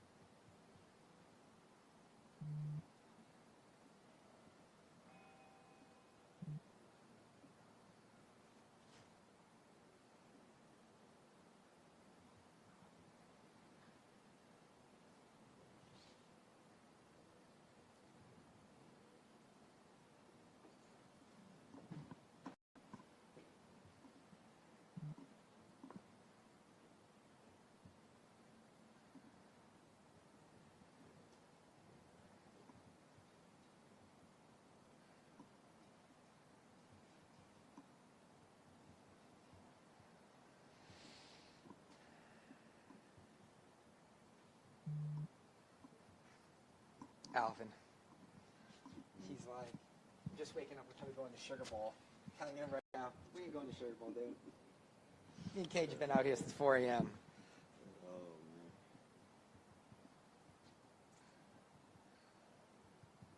He just woke up. He go to the bowl, man. Played a game with an empty stadium. Oh, yeah. Yeah, head nod.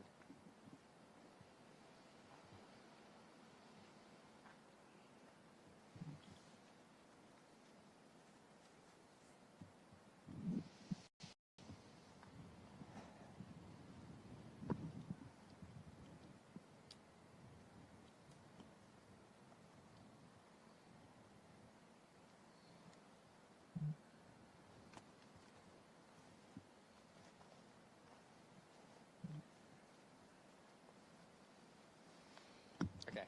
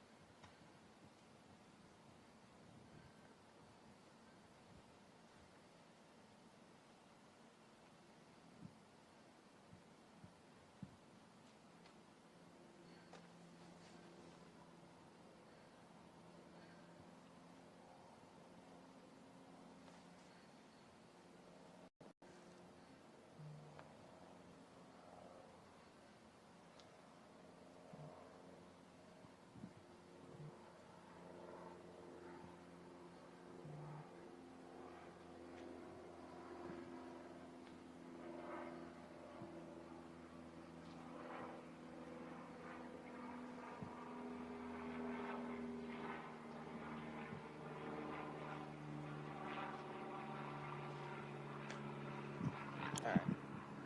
Should we go back to the car and chill, or should we come here? What do you think? Let's see what the text is.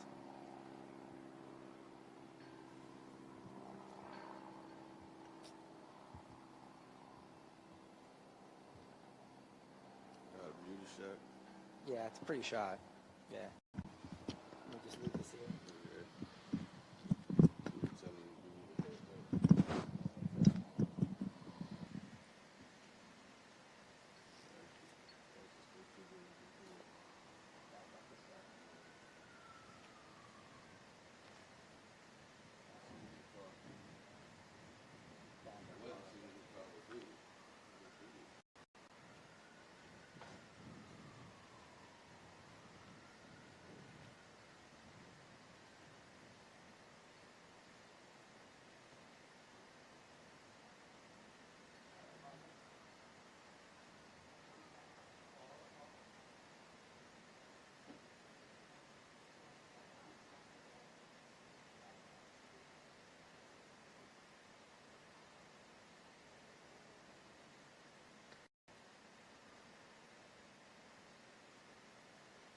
Right in front of this food. Parked right in front of you. I'm like, okay, all right. You got the food.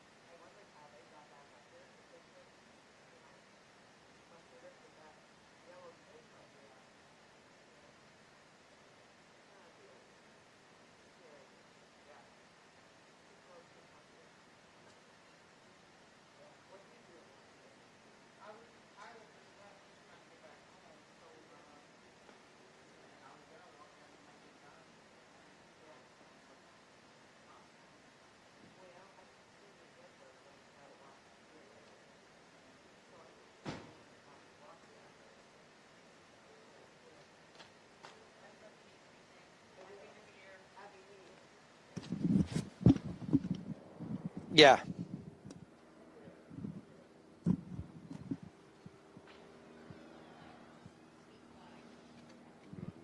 Is he going to tell us to get out of here?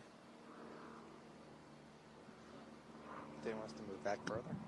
Oh,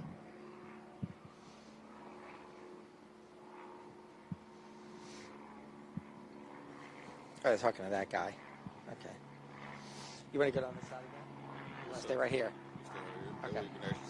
Okay. I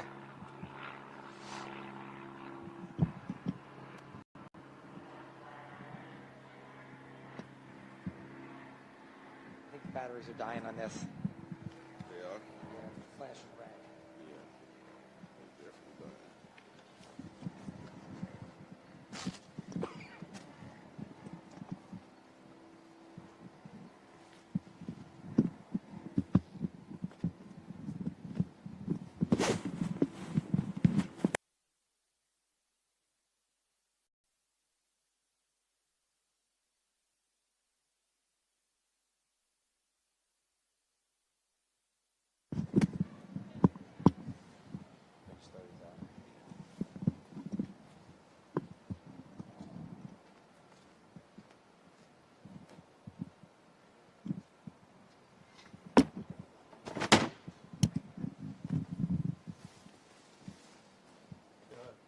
In the newest people, you have an idea how I can get to the cathedral, this way or that way?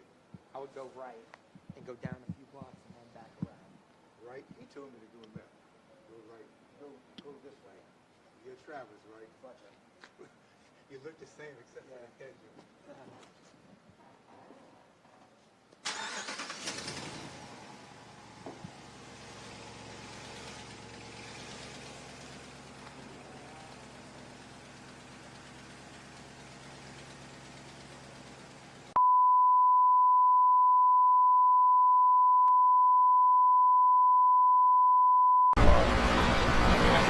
Do you understand that the person crossed the border? I'm not going to comment on any specific at all. I've contacted every agency, the federal government, all the state. We're all coordinating to get to the clear facts. Can you say if he was a foreigner or if he was a domestic? Well, I'm not going to say anything until I get all the facts in front of me.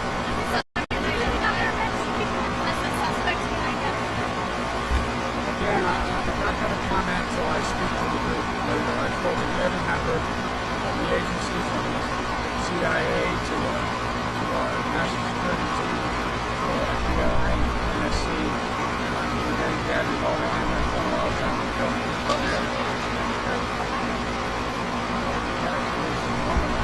Frustration. Thank you. You know you're next year,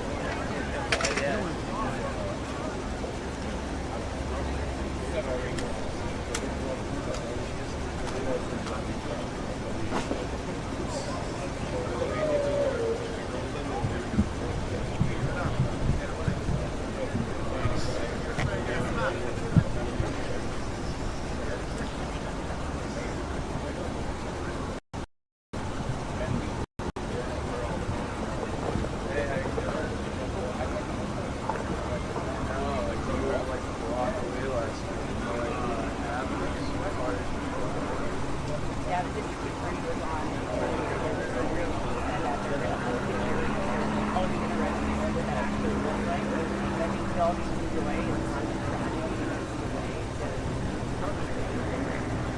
football game, even if it is going to be at 8:45 at night in the dusty time. Because, you know, I think everybody is excited. They are looking forward to something. They need to be able to find something. Even if you're living in the city of New Orleans, something. I think that game is just possibly the greatest thing that's come out of death.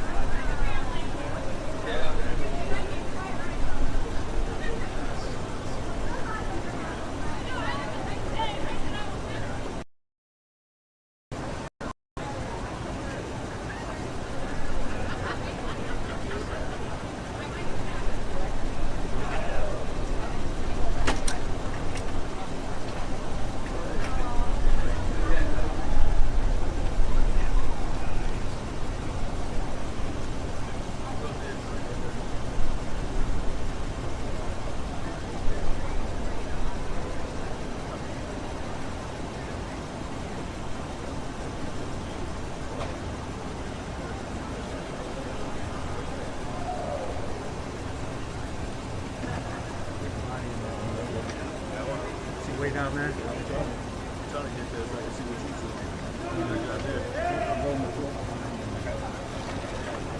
Thanks for checking in, Mary. Appreciate you guys reaching out more than you ever know. Make sure that I was safe and I was okay. I had a lot of friends who were around the country. That's what you doing. I was the first call to you, so it really just shows you how thankful you are every this new year.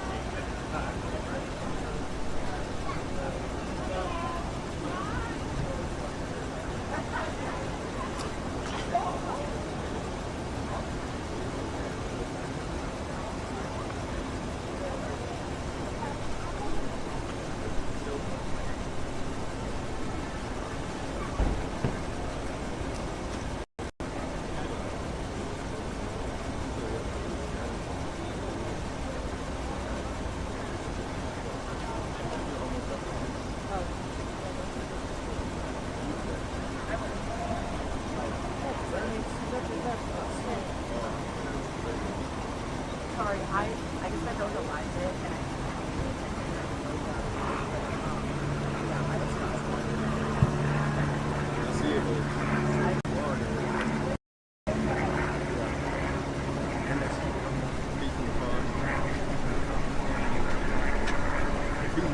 I know. I had to clean one. That one guy by the corner van moved.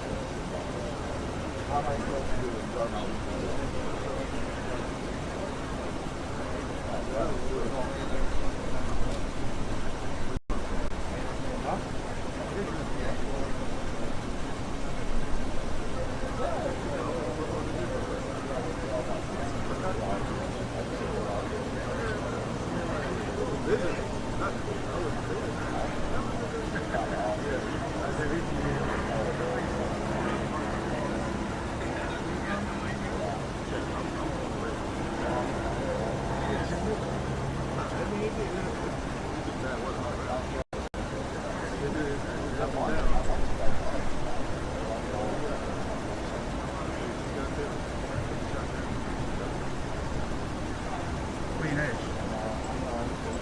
I think the guy got it on the way. Yeah, I see what you're saying.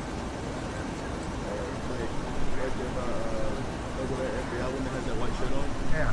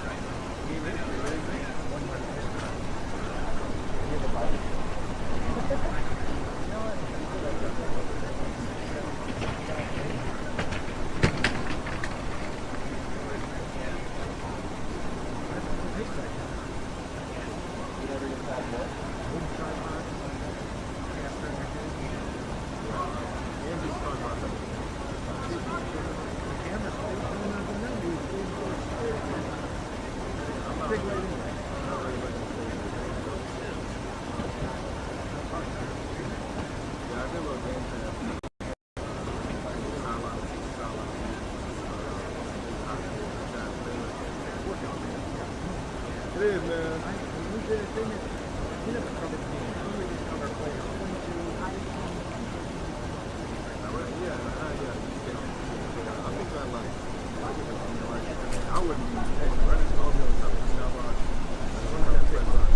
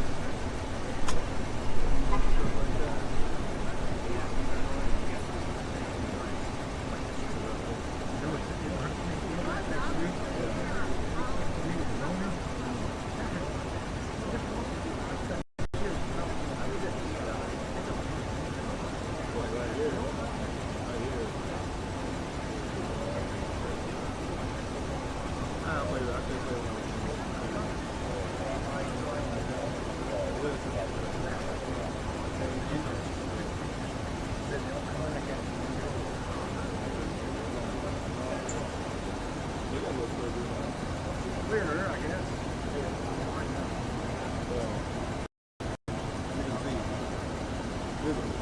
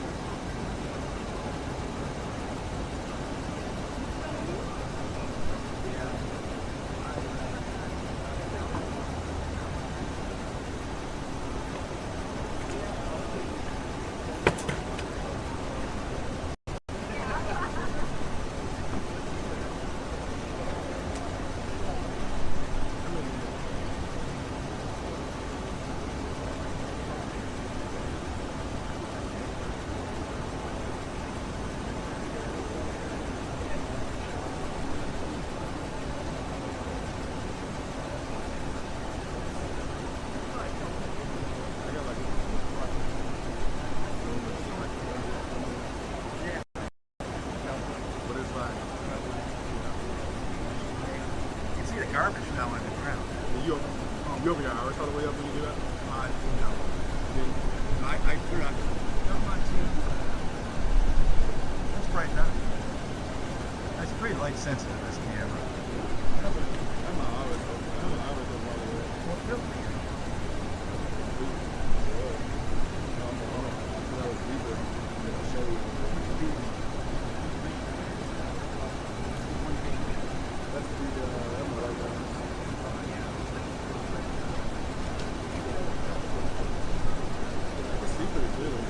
Yeah. It's just that freaking heat. What's the room back there?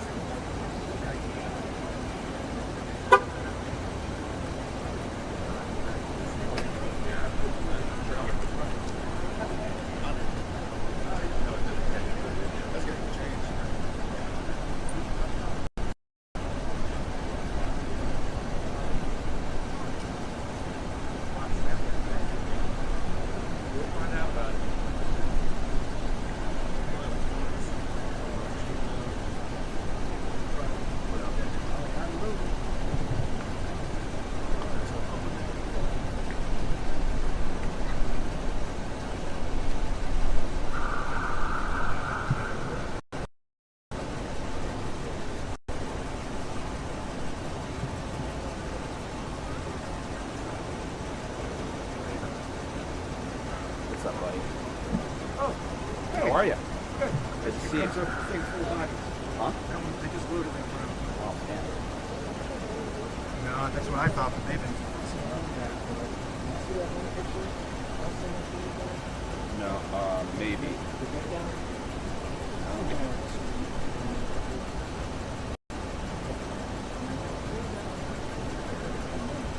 Oh, he's.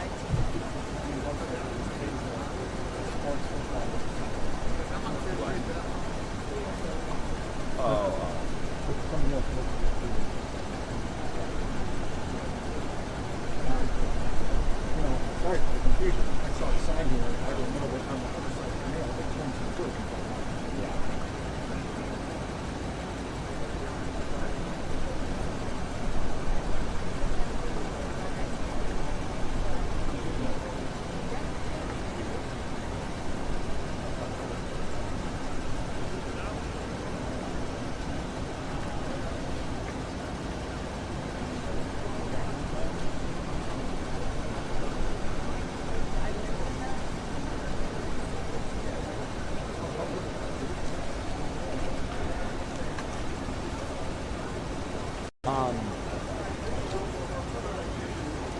IP situation.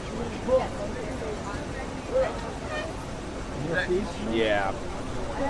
That can connect to my phone. My headphones. iPhone. With the lightning or USB-C? With the lightning. Okay. Yeah. I got what you mean. Thank you. Thank you. Yeah, my wireless. My headphones I typically use. Yeah. My case, I left it on the plane, so I can't charge them. No, I found some headphones. Yeah. On the table. Cool table. Yeah. No, not headphones. Like, just the case. I have my headphones. Basically, I was just listening to them, and then, I don't know, walked off, didn't check. Yeah.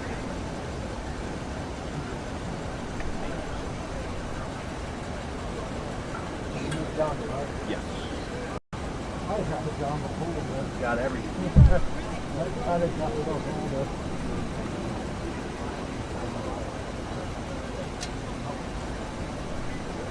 Are you going to connect to this well? Yep. Oh, it's through there. Okay. I was gonna say as soon as they see me in front of the camera, they're gonna. So. Yeah. Totally cool.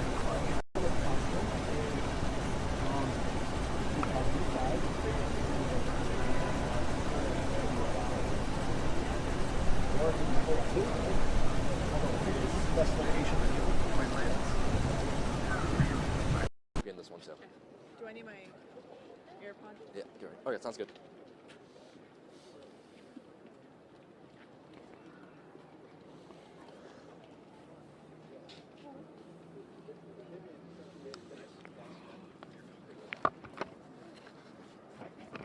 Yeah, can you hear me?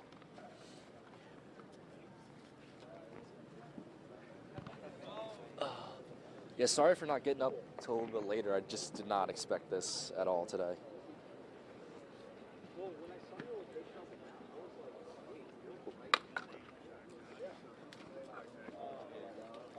Yeah, thank you. You know, it's... Yep.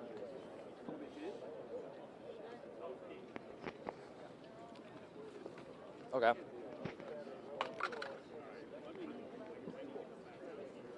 Don't plug it in yet. Just like, yeah.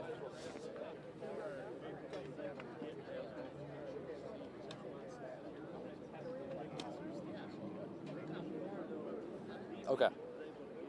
Okay. That's a smart idea. Yep. Okay. Okay. Yeah, I'll talk.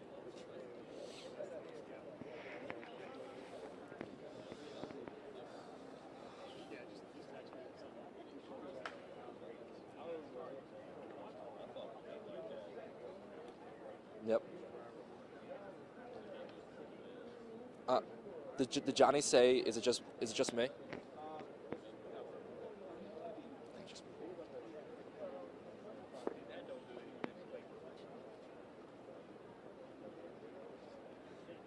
Okay, sounds good. Yep.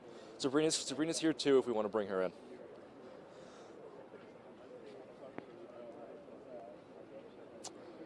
I'm thinking the same exact thing, Bobby.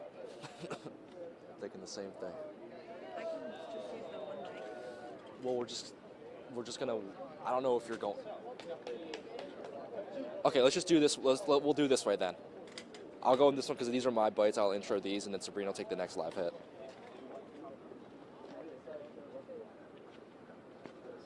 All right, sweet.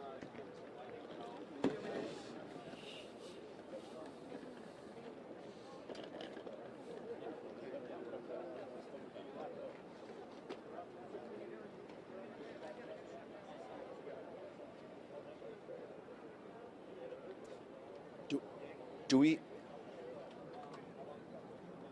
Johnny? Whoever can hear me, do we know what order the sound bites are in?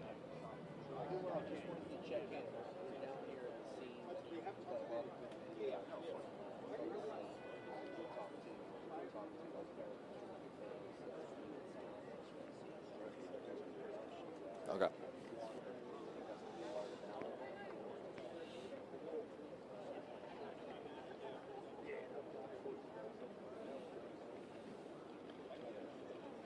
I said that to Sharon.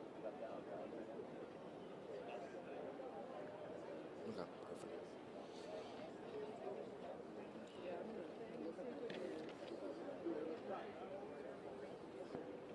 Yeah, like, who's got their, what's it called, number in that?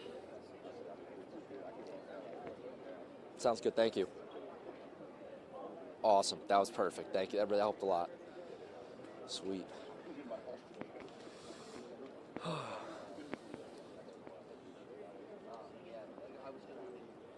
she gonna need that sound?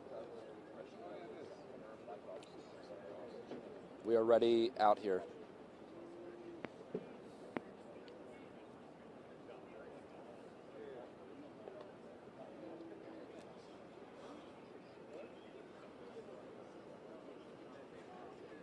Thank you.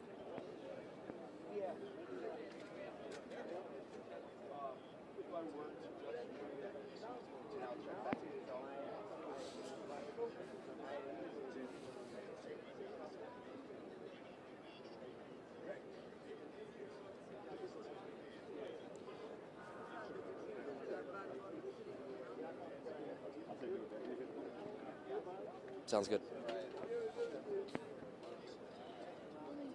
Well, Samantha's in, so I'll just record it. Yeah, I'll just record it with her. But yeah, if we can do the security block here, and then I'll work with that.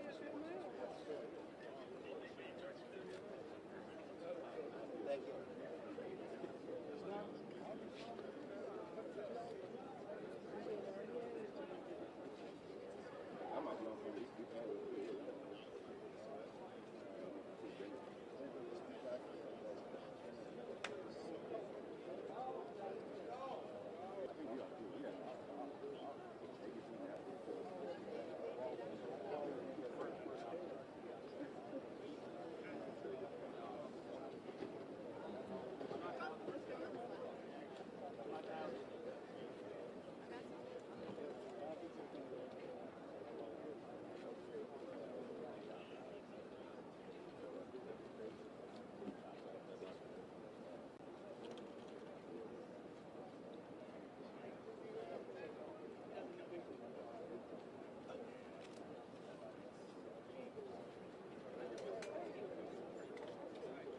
I don't know why I stand there.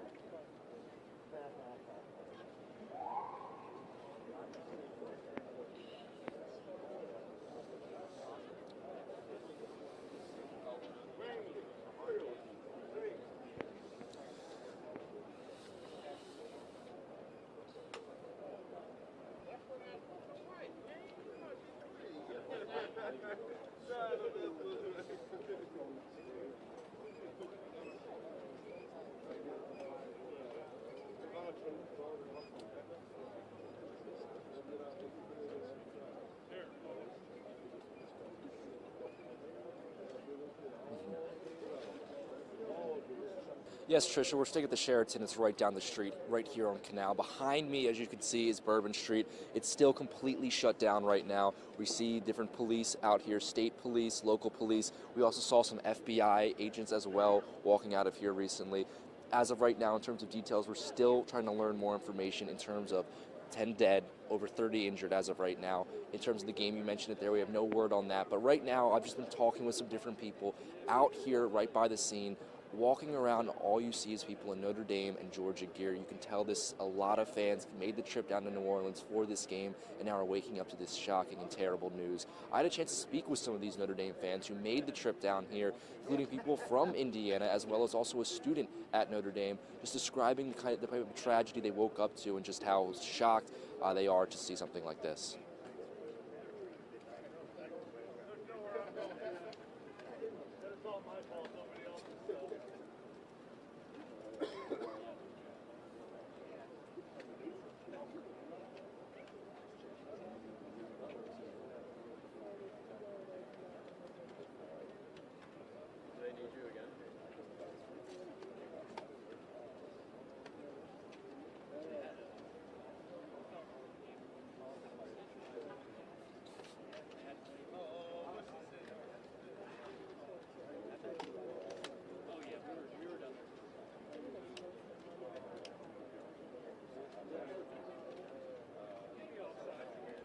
And of course, of everyone I've talked to, just waking up, it's the same thing. It's just, dozens of text calls from loved ones, making sure they're okay in this type of situation. Hearing from people that maybe went to bed early last night but had a loved one who stayed out a little bit later, making sure they're okay, they got back safe. But still, Tricia, this is just one of those situations where it's ongoing. We're trying to learn more information. Haven't heard much from the Sugar Bowl in terms of what will happen with the game, but as of right now, we're just kind of talking with people and just kind of making sense of what's just happened.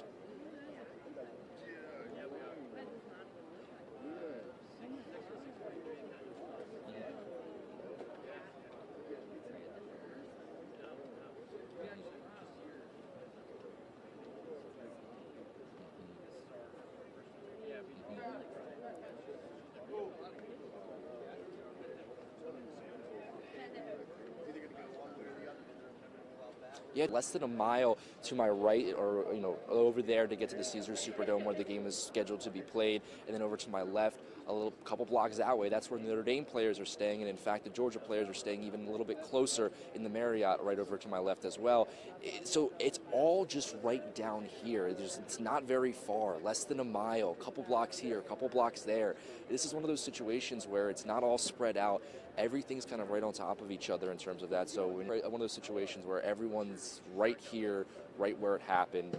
And I do want to say that, even last night we saw a heavy police presence because of the New Year's holiday. We know people were going to be out, but still just one of those situations that you can never even imagine.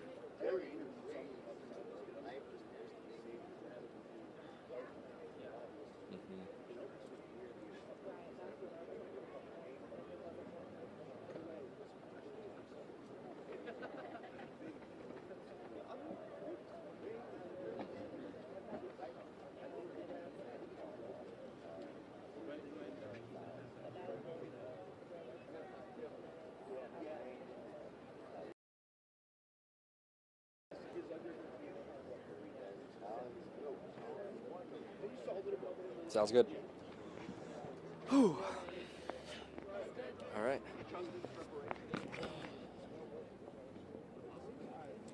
Okay. Get different sound bites? Yeah, if you can get some different sound bites. I need some water or something. Oh, yeah, I need to go get some too. We're going to grab a suit jacket, so I'm going to pull down there. Yeah. I'm doing 5 minutes. Okay, they don't know when we're going to go live the next time, or are they going to tell us? They'll let us know, but I'm guessing not for a little while. Not like the next 5 minutes, basically. Okay. Because we're just doing live cut-ins right now. Yeah. And it's just Trisha? Just Trisha on the desk, just kind of like doing everything. Okay. She also, shouting you out saying that you're safe and everything on TV, so I'll let you know that. Yeah, all right, I'll be right back. If you can get some other man on the streets, just,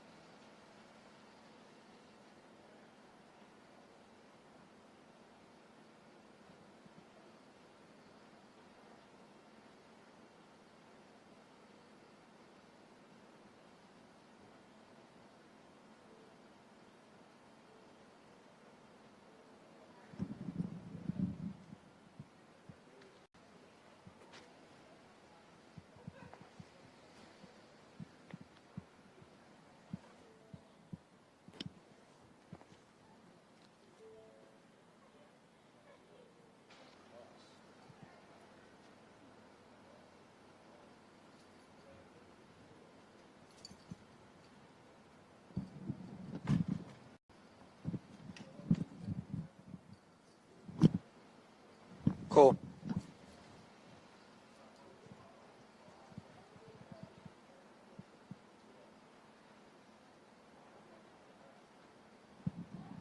That's fine. We're just here. Just let me know.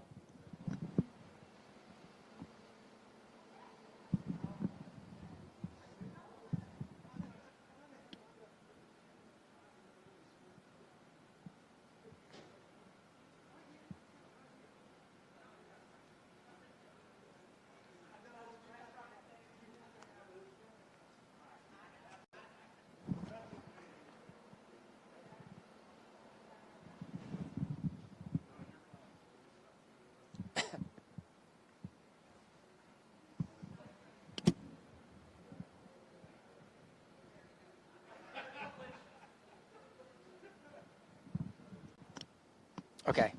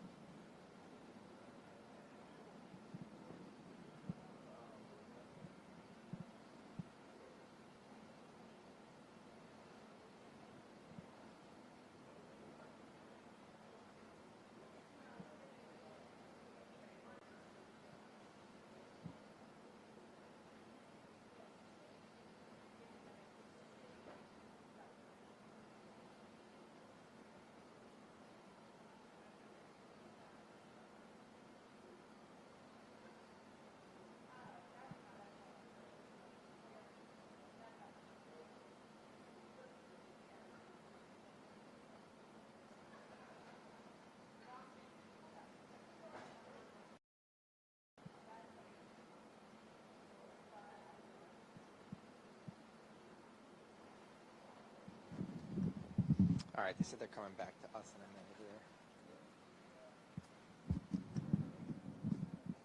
Okay. Yes, I hear you okay, yes. I am from New Orleans.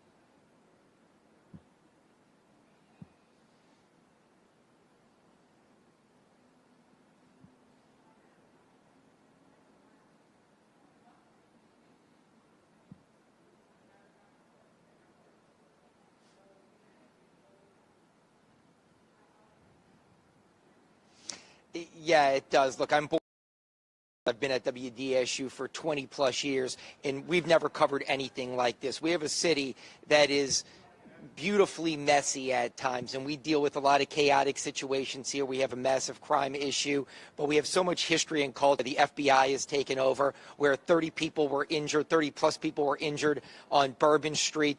10 people have died. They're searching the French Quarter for IEDs. We heard a couple of explosions this morning as police canvassed the area. We were supposed to start 2025 with the Super Bowl in 6 weeks, the Sugar Bowl tonight, a new start, a new year. So many people optimistic on a beautiful day, unfortunately filled with just a horrific tragedy that is like nothing we have ever seen here before, personally or professionally.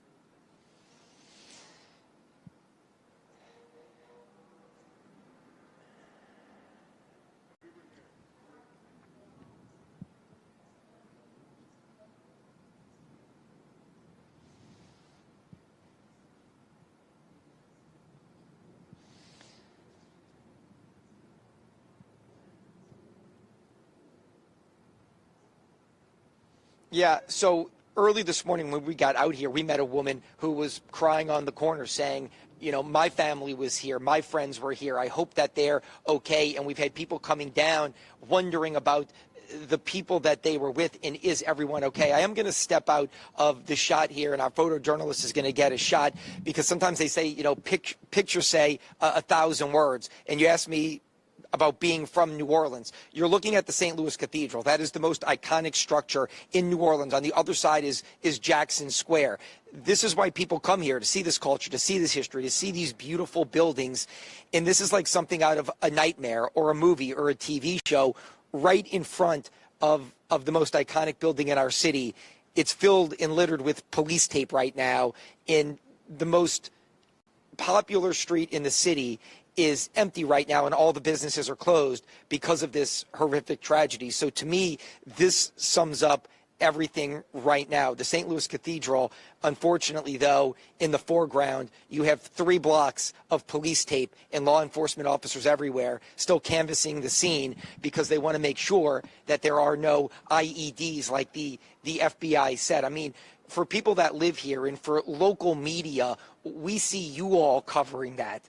Around the world in conflict areas and in war zones, you hear about IEDs and you hear words, you know, like ISIS and tied to ISIS and things like that. That's not something we hear on the local level here, but that's our reality this morning as we wake up and deal with this and we see these images. And as new information comes in, it truly is a real life nightmare that has no end in sight right now.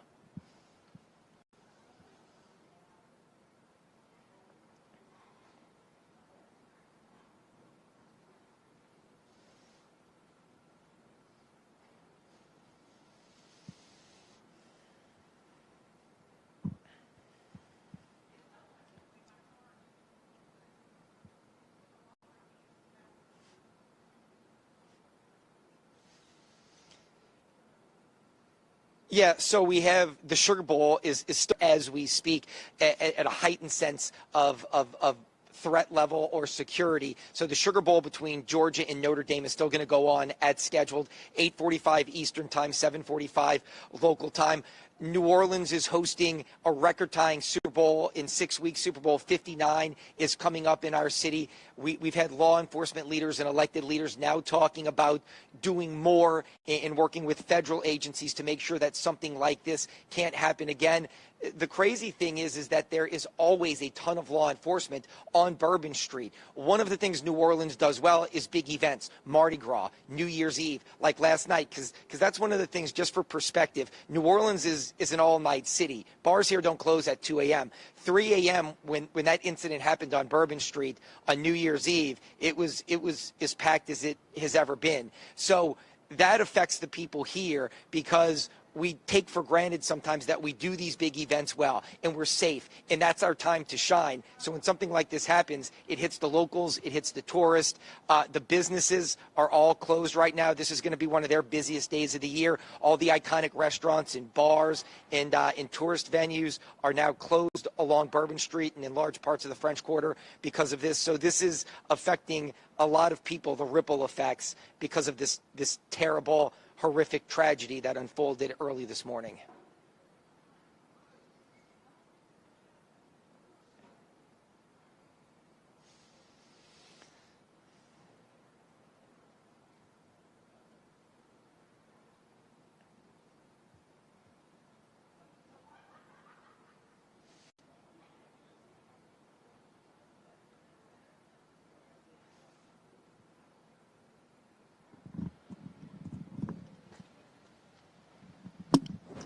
All right, let's see, what do we got now here? Gauge, where do we have? Who's texting us here?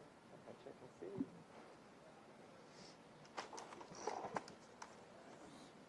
Okay, you too. All right.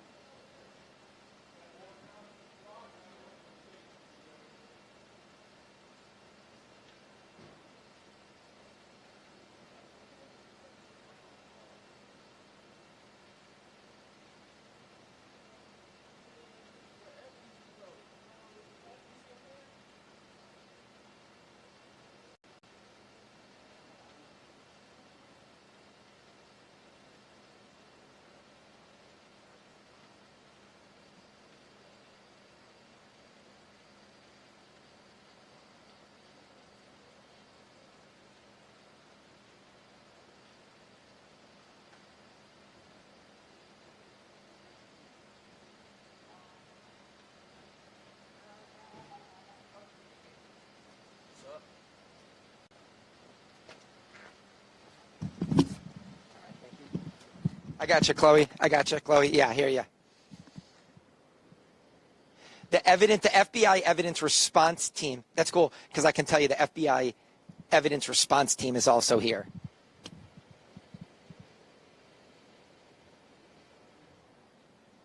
This is crazy, huh? Yeah. So crazy. I know. You know, last night we woke up at 3 o'clock and heard that big old up. So we were here when they detonated it. Okay. Okay, no problem.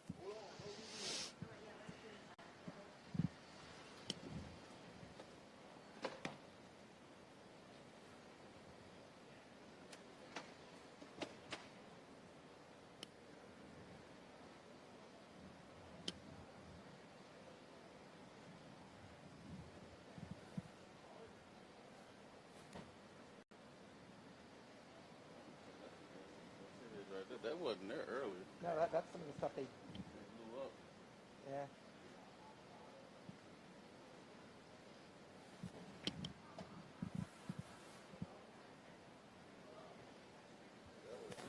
Yeah. Yeah, I got all kinds of people here. Okay. All right, here we go. I'll make sure that Gabe's okay. All right. All right.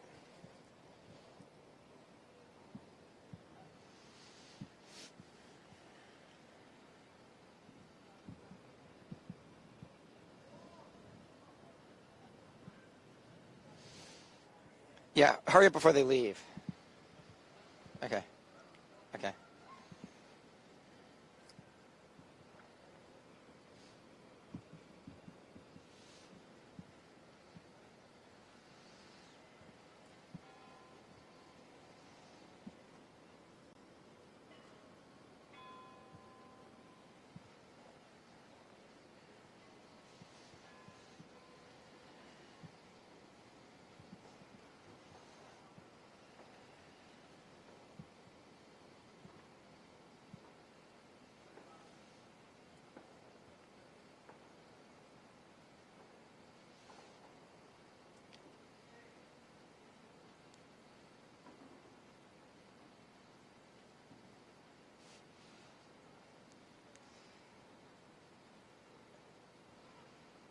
So, Gina, you're right. They detonated two types of explosives today. We think that they found some suspicious packages and that they detonated them in a safe way. I'm going to step out of the way right now to show you. The FBI is on the scene. Photojournalist Stefan Cage is going to zoom in.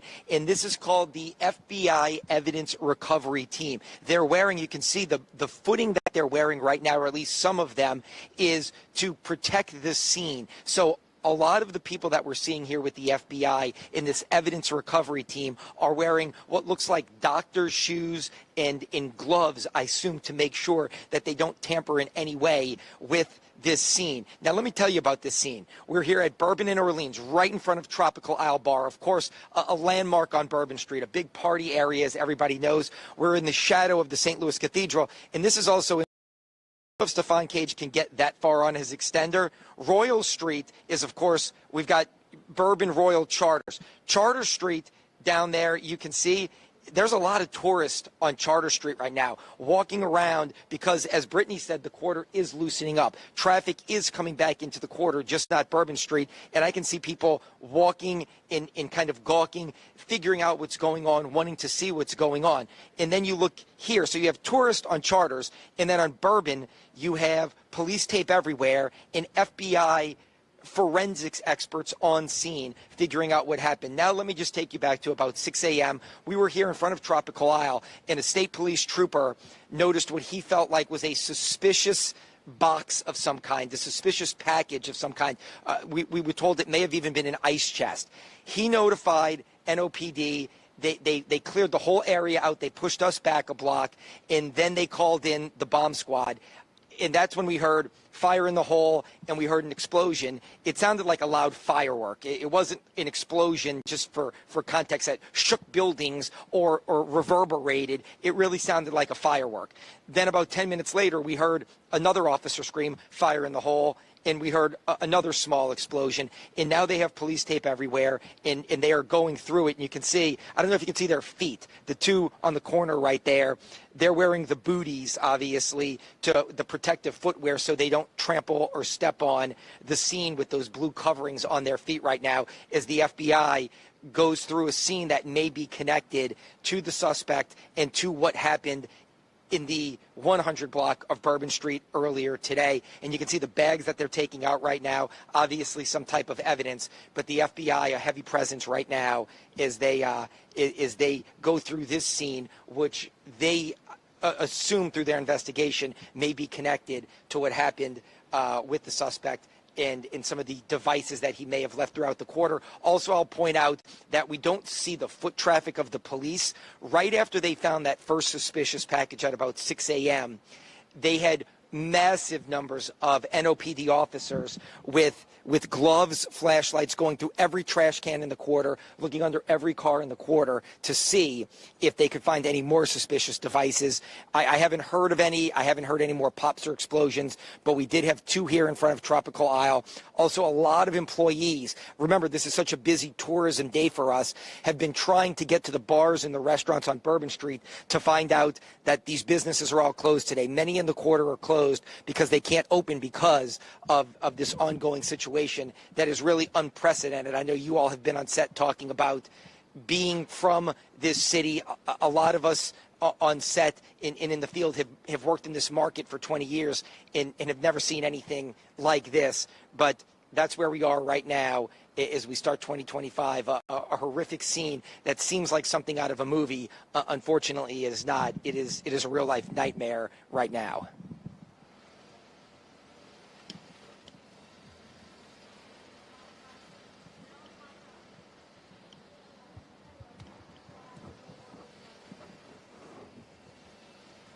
Okay.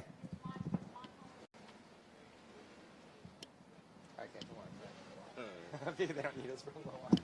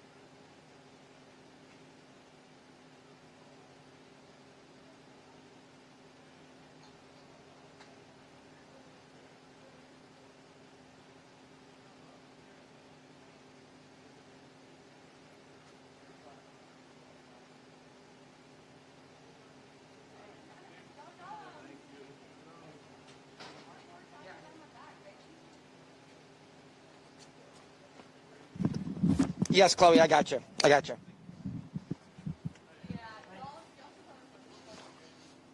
Yeah. Let me just.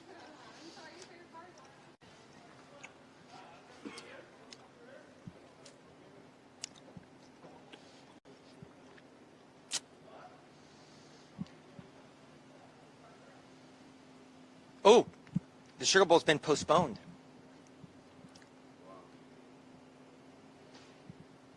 Okay. Tomorrow.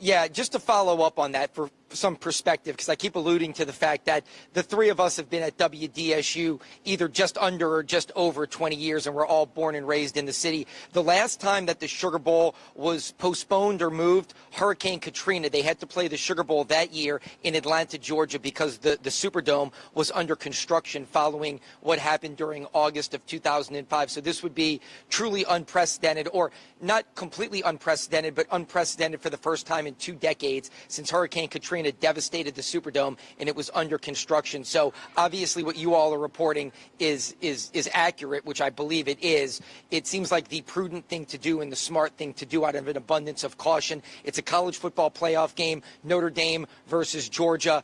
There's no reason they can't play it tomorrow and then regroup next week because of what happened here in the city. And I know that more details will come out, but the 91st Sugar Bowl, if it is moved to tomorrow, that would be the first time it's been postponed or moved in some way since Hurricane Katrina almost 20 years ago in 2005. As for what's happening here right now in the French Quarter, I'm going to step out of the way.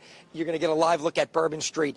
Things have subsided here. I will tell you that. We've been here since 5 a.m. this morning, and we have seen it all. We were in front of Tropical Isle. That's where we are right now. If people need a landmark, that's the landmark. Bourbon in Orleans, right in front of Tropical Isle. That's where all this police tape is.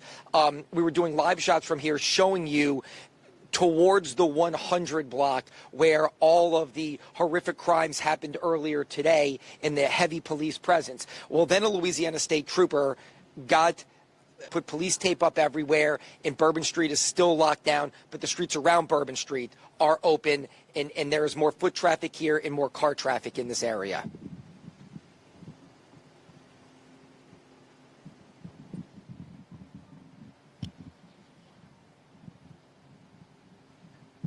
That's okay, it's good.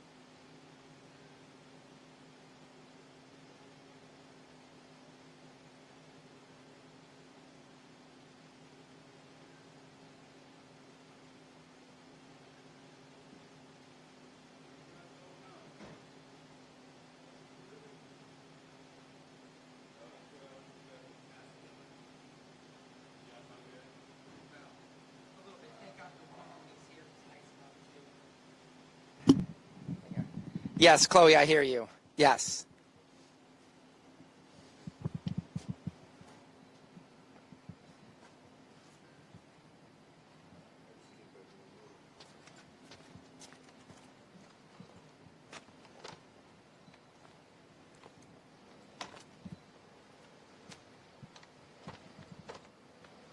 Okay, no problem.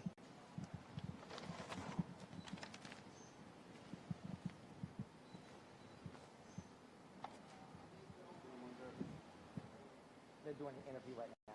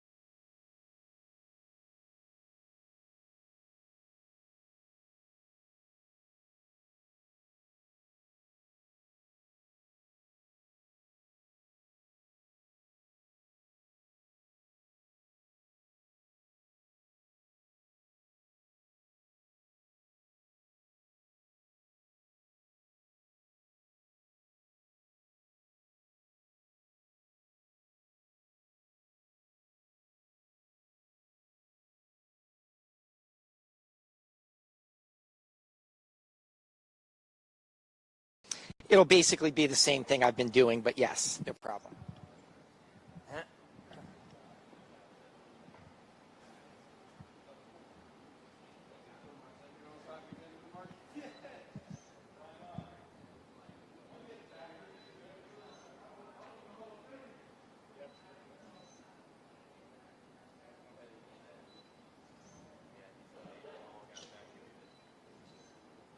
Reese, mine's up. I'm here for you.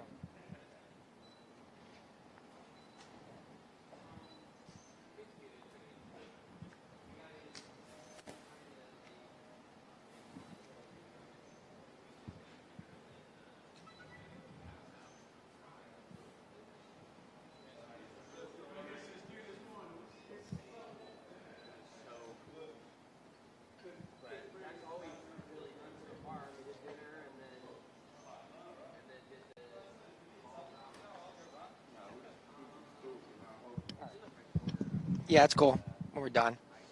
You're fine. When we're done, Chris, get you through the lens. Working. What you've seen.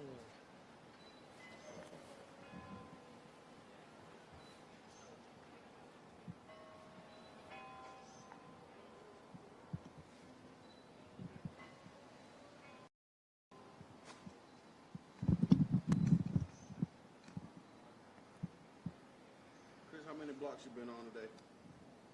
All the way down? Yeah. All right, Cage. Yeah. It's a weird one. It's hard to get a decent angle on it.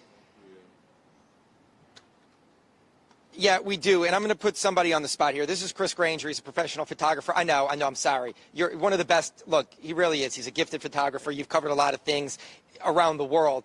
Do you ever remember something like this? You and I have both lived here a long time. You were here for Katrina. You've covered everything. I'm so sorry to put you on the spot, but I know you're here taking pictures to send to the world. Can you remember anything like this? I can't. No, not at all. I've walked maybe 12,000 steps around the quarter today alone, and I'm seeing a lot of sad faces. I met somebody who lost his friend. He's from Mississippi, and he knew the girl from there, and it really broke my heart after years of covering crime and murder. This one really touched everybody. I'm at a loss for words. It's tough, and I know we become desensitized to it sometimes because you've covered crime scenes before. But when you say the FBI in the heart of the French Quarter, knowing what this was, it just hits a little different. Is that fair to say? Oh, yeah. I mean, this hits home. And my phone's been blowing up all day with people from around the world trying to find out if we're okay and what's happening. And it makes me sad for the city, for the country, for all of us that this kind of thing happens. I don't know where we go from here. We just got to clean up the scene and try to get back on our feet. Yeah. Right? I agree. I'm so sorry to put you on the spot, No, too. that's I'll all let right. you do your job now and get out of the way. Also, Stefan Cage, our photojournalist who's behind the camera, is going to get some video of you for you. And this is obviously, the most iconic building in our city, the St. Louis Cathedral, something we all celebrate and cherish and love as an iconic landmark. And then you have the crime scene tape right here on Bourbon Street, right in front of the Tropical Isle. There's FBI forensics units out here. And the reason they're all here is because at about 6 a.m. this morning, a state police trooper discovered what he felt like was an unusual package, and we're told it may have even been an ice chest. So they sent out the NOPD special unit, and we believe they detonated it because we heard, or at least they did a controlled detonation to make sure it was nothing that could have been more extreme. And when I say they detonated it, I want to be very clear because we keep saying that this wasn't like a reverberating boom where buildings shook. It sounded more like a firecracker. We heard someone with the NOPD say fire in the hole, and then there was a firecracker type sound. That happened twice. They now have a drone that the FBI is flying over the scene here right now. They have been out here gathering evidence because we believe it is obviously part of their bigger investigation into what happened in the 100 block. But as you just heard Chris Granger say, a lot of people that we're talking about, look, we live here. We understand that sometimes New Orleans can be beautifully messy, the beauty, but we deal with crime issues and we deal with things in the city that other cities don't. But this one is a little different. This is, the trauma of this one is more intense, and the ripple effects are real. I know you all have been reporting that the Sugar Bowl is going to be postponed, and the tourists that were here and the locals that were here, we're going to start finding more out about the victims, and this really is a truly awful scene, an awful way to start 2025, but that is what it looks like here right now. Other parts of the quarter are open. Again, I keep saying you can see past the crime tape to Royal Street, and Royal Street actually has an abundance of tourists, and it's a beautiful day, and people are getting out of their hotels, finding out what's going on and wondering what's going on and asking questions right now. But there's a drone in the air. I don't know if Stefan can see that. Look, right above the building. Oh, it's going out of frame right now. And that's actually an FBI drone that they are flying over the scene right now, gathering more evidence into this grand scale investigation.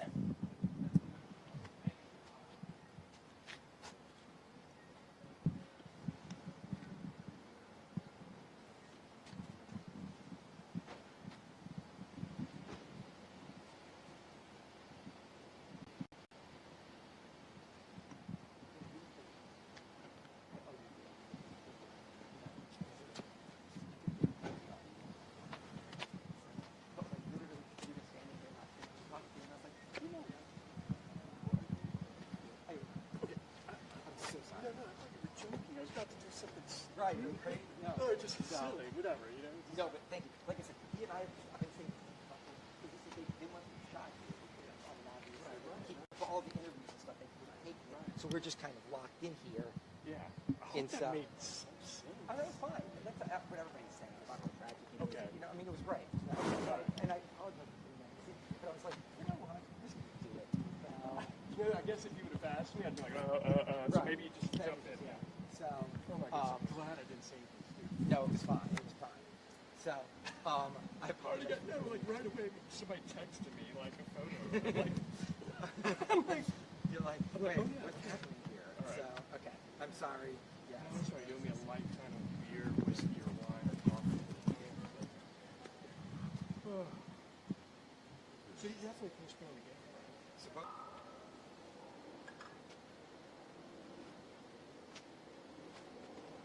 They're about to have a press conference at 1, so I can Oh, at NOPD headquarters? NOPD headquarters. Governor, mayor, FBI, superintendent. So at 1 o'clock they're supposed to. Oh, Poitras. Yeah. I only get it. Yeah, I just hope I did. I'm so used to, you know how it is. You live your life behind the camera. Right. And you're like, It's oh, yeah, like, wait, what? Yeah. So, you in the armchair warrior. Like, I would have said this or that. Like, no. and I was just gonna do my number, but then you were here, and I'm like, dude, you've seen everything here. You know what I mean? Like, let me just ask somebody something. You know?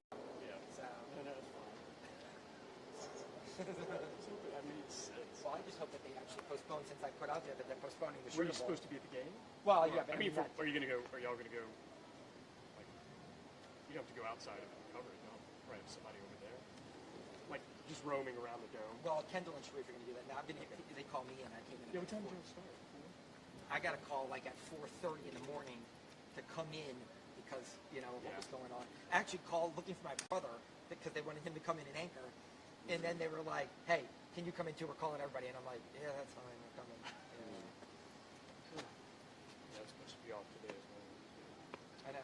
So one of my coworkers said you could still skip bodies. I'm like, oh, where are you? They I know did where say you were 4 there. bodies were still Still here. I don't know if that's because of close proximity to the truck or.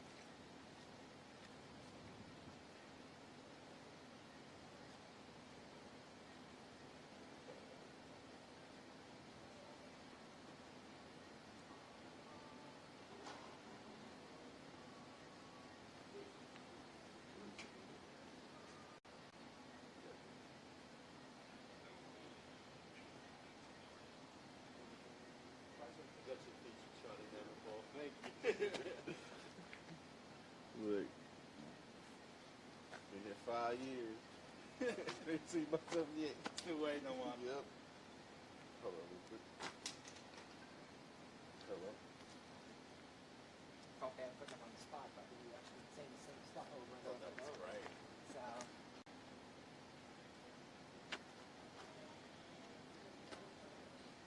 It's pretty much slowed down now.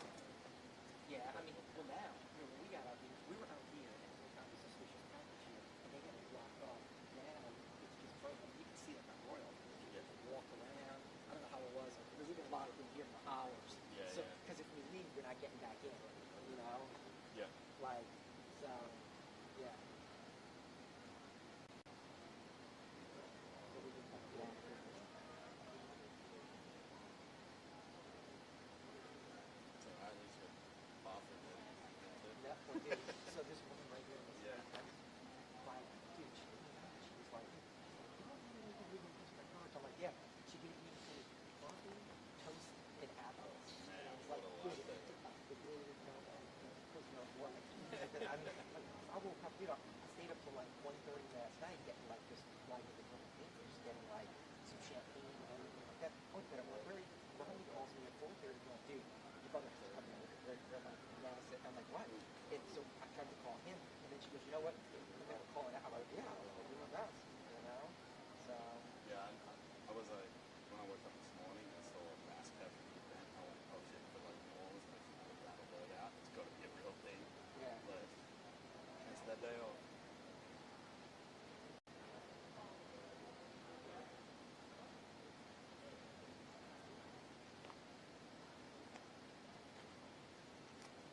Dude, this is crazy. I'm going to find out about the thing.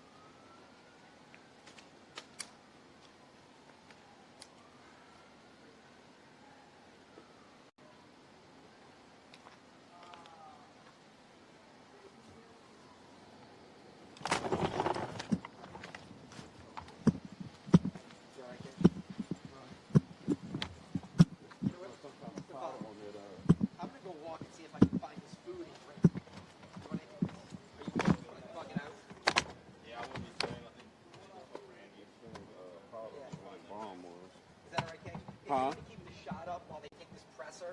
Okay. I'm gonna go walk and see if I can buy this. I'll call you. You got your phone? Yeah. I'll call you. What do you want? Anything? You know what, motherfucker? Oh, you know what? I gotta find some place that has Apple Pay. I didn't bring my wallet this morning. So, then I got it. At least $20. I'll find a place that takes Apple Pay. So. Sure. Yeah, You want to take some cash? I got like $20. So I'm not fine.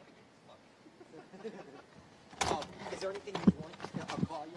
Yeah. Okay. Nothing. I'm not. Yeah, at this point. Black coffee. Toast and an apple. Can I be picky? That's what y'all here starving. Just give me something raw, vegan. I know, right? Make sure it's gluten free. Anything that's got any flavor, I don't want it.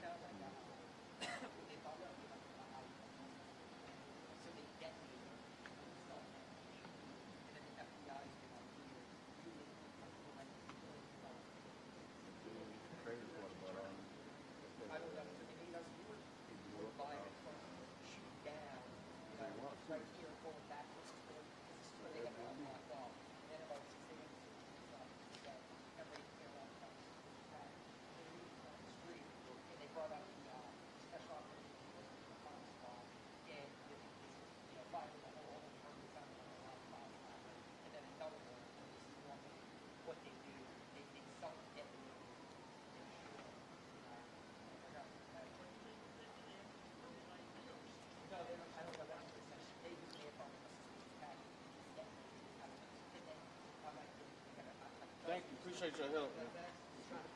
Yeah, they called. They found them, so appreciate your help. Not right now. Not yet. Pretty shortly. How long is it? I was going to work. St. Louis and Royal. St. Louis and Royal?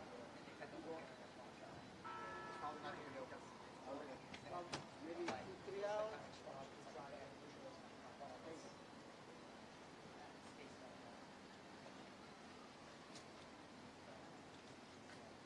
All right, can you come back in a minute? Okay.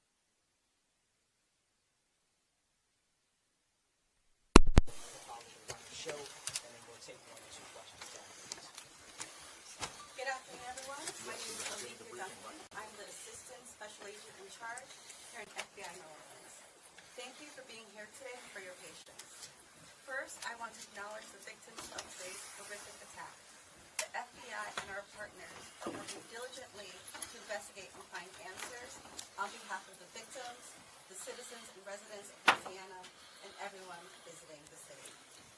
I'm going to provide you some facts and information about what we do know. I know that all of you will have questions, and we will try to provide some answers. But this is an ongoing, and things I will be unable to answer at this time. The FBI is the lead investigative agency, and we're investigating this as an attack of terrorism, along with our partners. Today at approximately 3:15 a.m. Central Standard Time, an individual drove a pickup truck into a crowd on Bourbon Street in New Orleans, killing at least 10 individuals and injuring dozens more. After hitting the crowd, he exited the vehicle announced deceased at the scene. 2 law enforcement officers were injured and transported to local hospitals. The subject has been identified as 42-year-old Samsud Dim Jabbar, a U.S.-born citizen from Texas. He was driving a Ford pickup truck, which appears to be rented, and we are working to confirm how the subject came in possession of this vehicle. An ISIS flag was located on the trailer hitch of the vehicle, and the FBI is working to determine the subject's potential associations and affiliations with terrorist organizations. Weapons and potential improvised explosive devices, IEDs, were located in the subject's vehicle. Other potential IEDs were also located in the French Quarter. As of now, 2 IEDs have been found and rendered safe. The FBI's agent bomb technology, as our local law enforcement partners, have been working to determine if any of these devices are viable, and they will work to render those devices safe. The FBI, we are working with our partners to investigate this as an act of terrorism.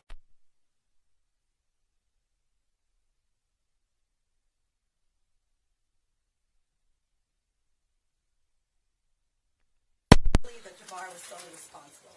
We are aggressively running down every lead, including those of his known associates. That's why we need the public's help. We are asking if anybody has any interactions with Samsud Dim Jabbar in the last 72 hours. Asking the public's help.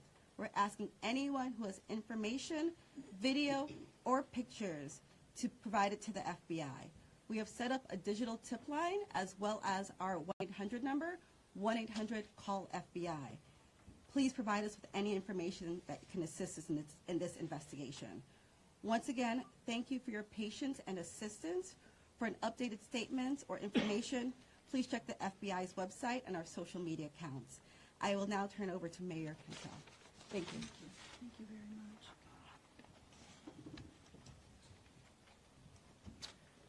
Thank you, Agent Duncan, for your leadership and the full support of the FBI. First and foremost, I want to express my deepest condolences to the families and loved ones that were impacted by this tragedy on Bourbon Street and in the heart of the city of New Orleans. And I know that the entire New Orleans City Council grieves along right with me, no doubt about that, and our people and our families. My priority will continue to be to ensure that victims that remain on Bourbon Street now will be serviced and removed as soon as possible. But as stated, the FBI is in charge of this investigation and are doing everything necessary to make this happen. I also want to acknowledge hearing from President Biden, all of our federal partners, but most importantly, calling Governor Landry this morning, responded with haste, and we do say thank you. And of course, a demonstration of a unified support is right here in this room. That's how we collectively responded to this tragedy in the city of New Orleans. The mission now is to facilitate, support, and coordinate safety procedures to keep our residents and our visitors safe. I've gone to the hospital along with Chief Kirkpatrick to visit our police officers, and considering their injuries, they're doing well. As I mentioned, this investigation is ongoing, and the FBI remains the lead in the investigation. It is an active crime scene as well. We are committed, no doubt, to uncovering all details surrounding this tragedy. And we're taking every necessary step to put even more safety procedures in place, especially given the nature of the investigation. I'm going to ask people to do not go around our secured area if there is no essential need to do so. It matters, and again, it is an active crime scene. I also want you all to know that the Greater New Orleans Foundation has set up a fund to assist victims, and that information will be provided to you. Thank you, Ganoff. Again, I want to thank this unified team. We're leaning in. We will be relentless, and we will do everything that it takes to render real justice. This team will. I want to also just thank our citizens for your heartfelt prayers. New Orleans is a world-class city, and I can say that I've heard from world leaders all this morning and up until now, in addition to my brother and sister mayors across this country. They're calling, they're responding, and they're standing with the city of New Orleans. And what they always say and want me to reiterate, they understand the resilience of this community. And we're strong in that regard, and I will say second to none. So with that, I'm going to turn it over to our governor, and as I mentioned, who has not wavered any in leaning in, providing the necessary support, and standing right here with me, and I say governor. And I know the First Lady is standing with us as well. Thank you, Madam Mayor. Thank you. Again, I want to thank the mayor. Since about 3:45 this morning, when she called me, we have all been working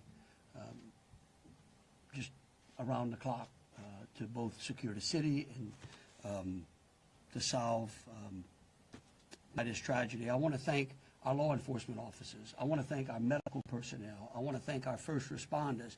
And most importantly, I want to thank the two New Orleans police officers who not only laid their life on the line, but were able to eliminate the threat this morning. Let me say, we have made public safety a state priority from day one. And I think that if you look around me today, right now, and you look at the people who are standing around, that is their commitment as well. We intend to be transparent in assessing any defects that may have existed in the system so that we can address them. It's the only way to ensure that any mistakes that were made are corrected. Specifically, we have been trying and working very diligently to address security concerns in preparation for the Super Bowl since October. And it's interesting because, ironically, in preparation for the Super Bowl, I had intended to issue an emergency declaration tomorrow so that we could bring all of our federal, state, and local agencies to bear in preparation for the Super Bowl and Mardi Gras. But because of the events today, I have amended that emergency declaration and issued it today. So again, that declaration will allow our federal, state, and local partners to bring all of the resources in that executive order. I have also ordered the mobilization of a military police company. I've asked General Freelou to mobilize a military police company to assist both New Orleans Police and LSP and the FBI. It is important for our citizens and guests of this state to know that we are doing everything we can to secure their safety in this city. We want to make it clear, the Superdome and the surrounding area is safe. But I've always said that the safety of this entire city is something that is always paramount to me. With that, I would like to turn it over to Jeff with the Super Bowl Jeff Duncan?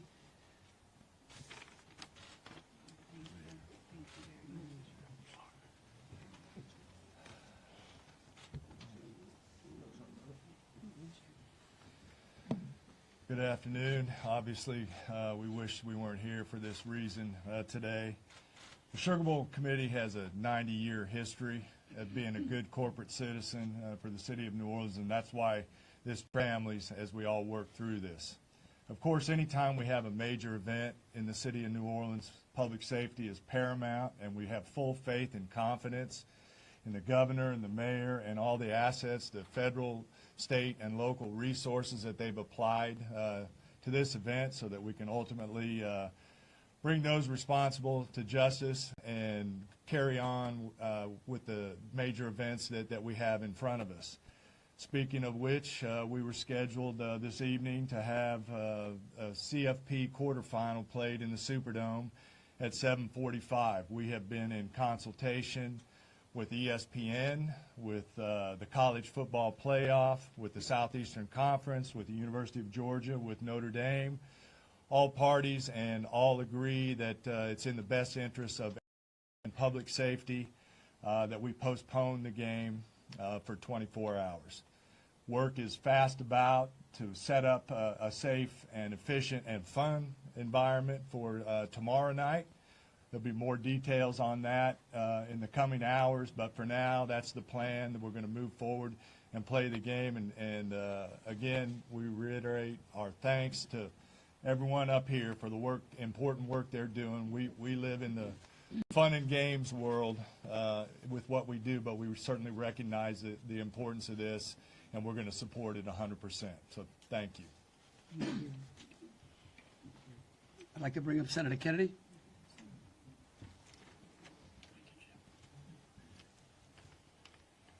I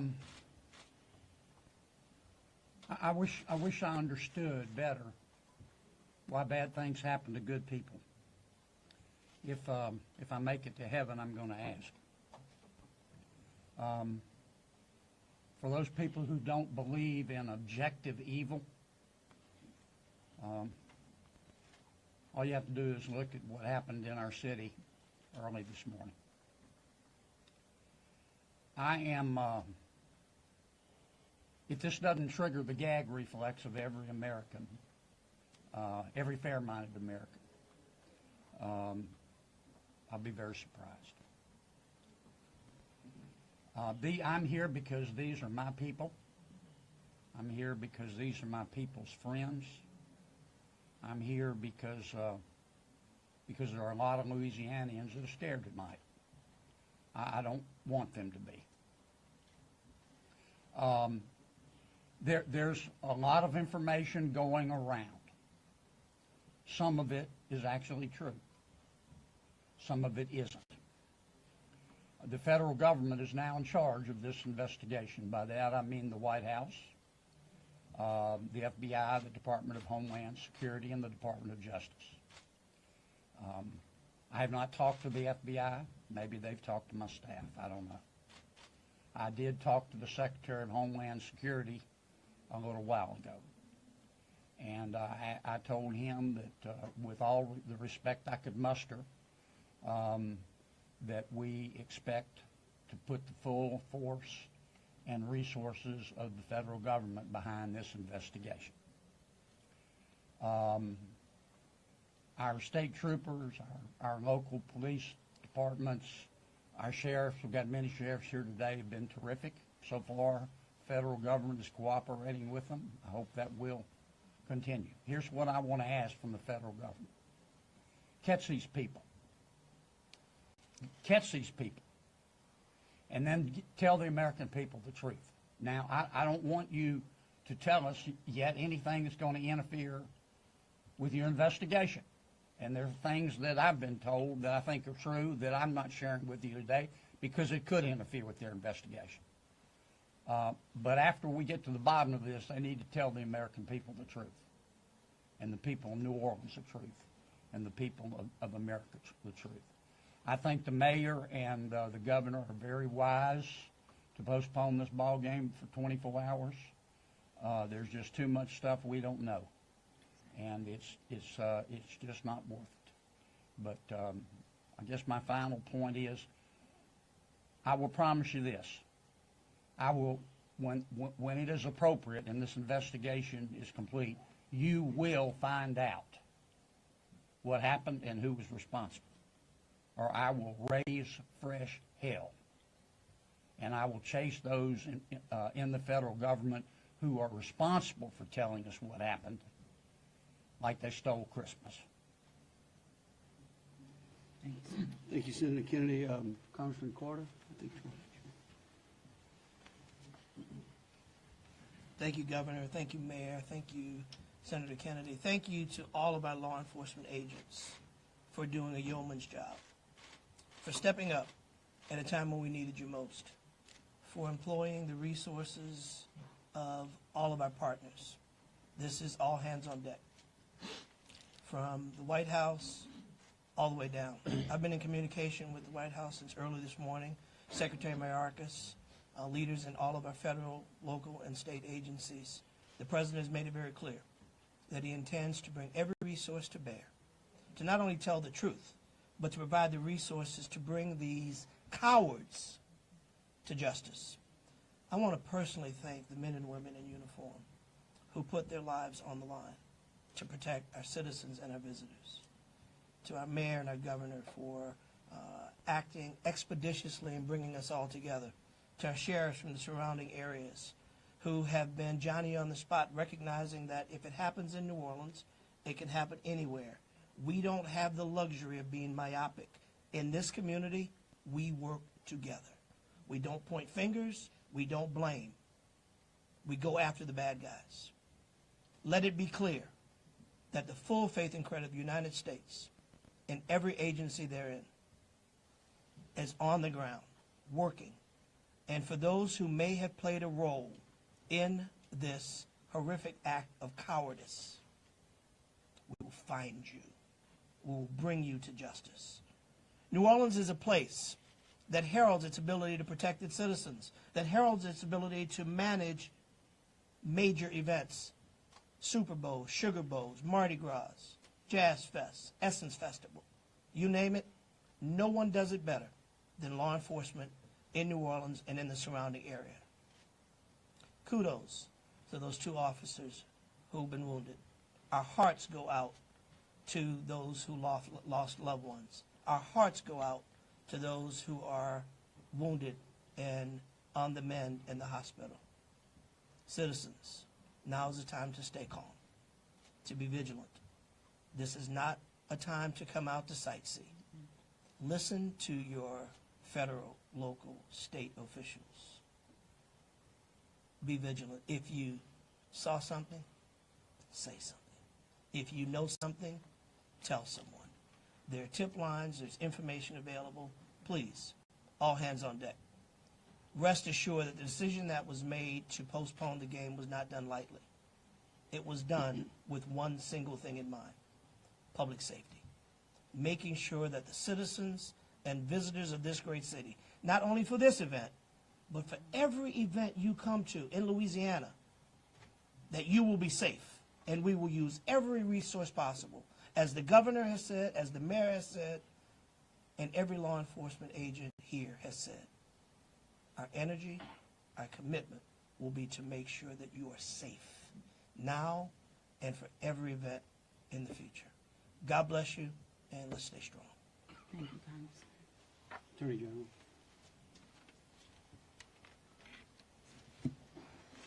I first want to extend my sincerest condolences to the families of the victims. Parents got a phone call early this morning, that no parent ever wants to receive. And as a parent of children who come to New Orleans and spend time here, I know that that is just something that, you know, we hold our breath sometimes till they're home safe, and some people did not come home safe. And we also have some people who are fighting for their lives right now in the hospital. So I'd ask everyone to pray for them.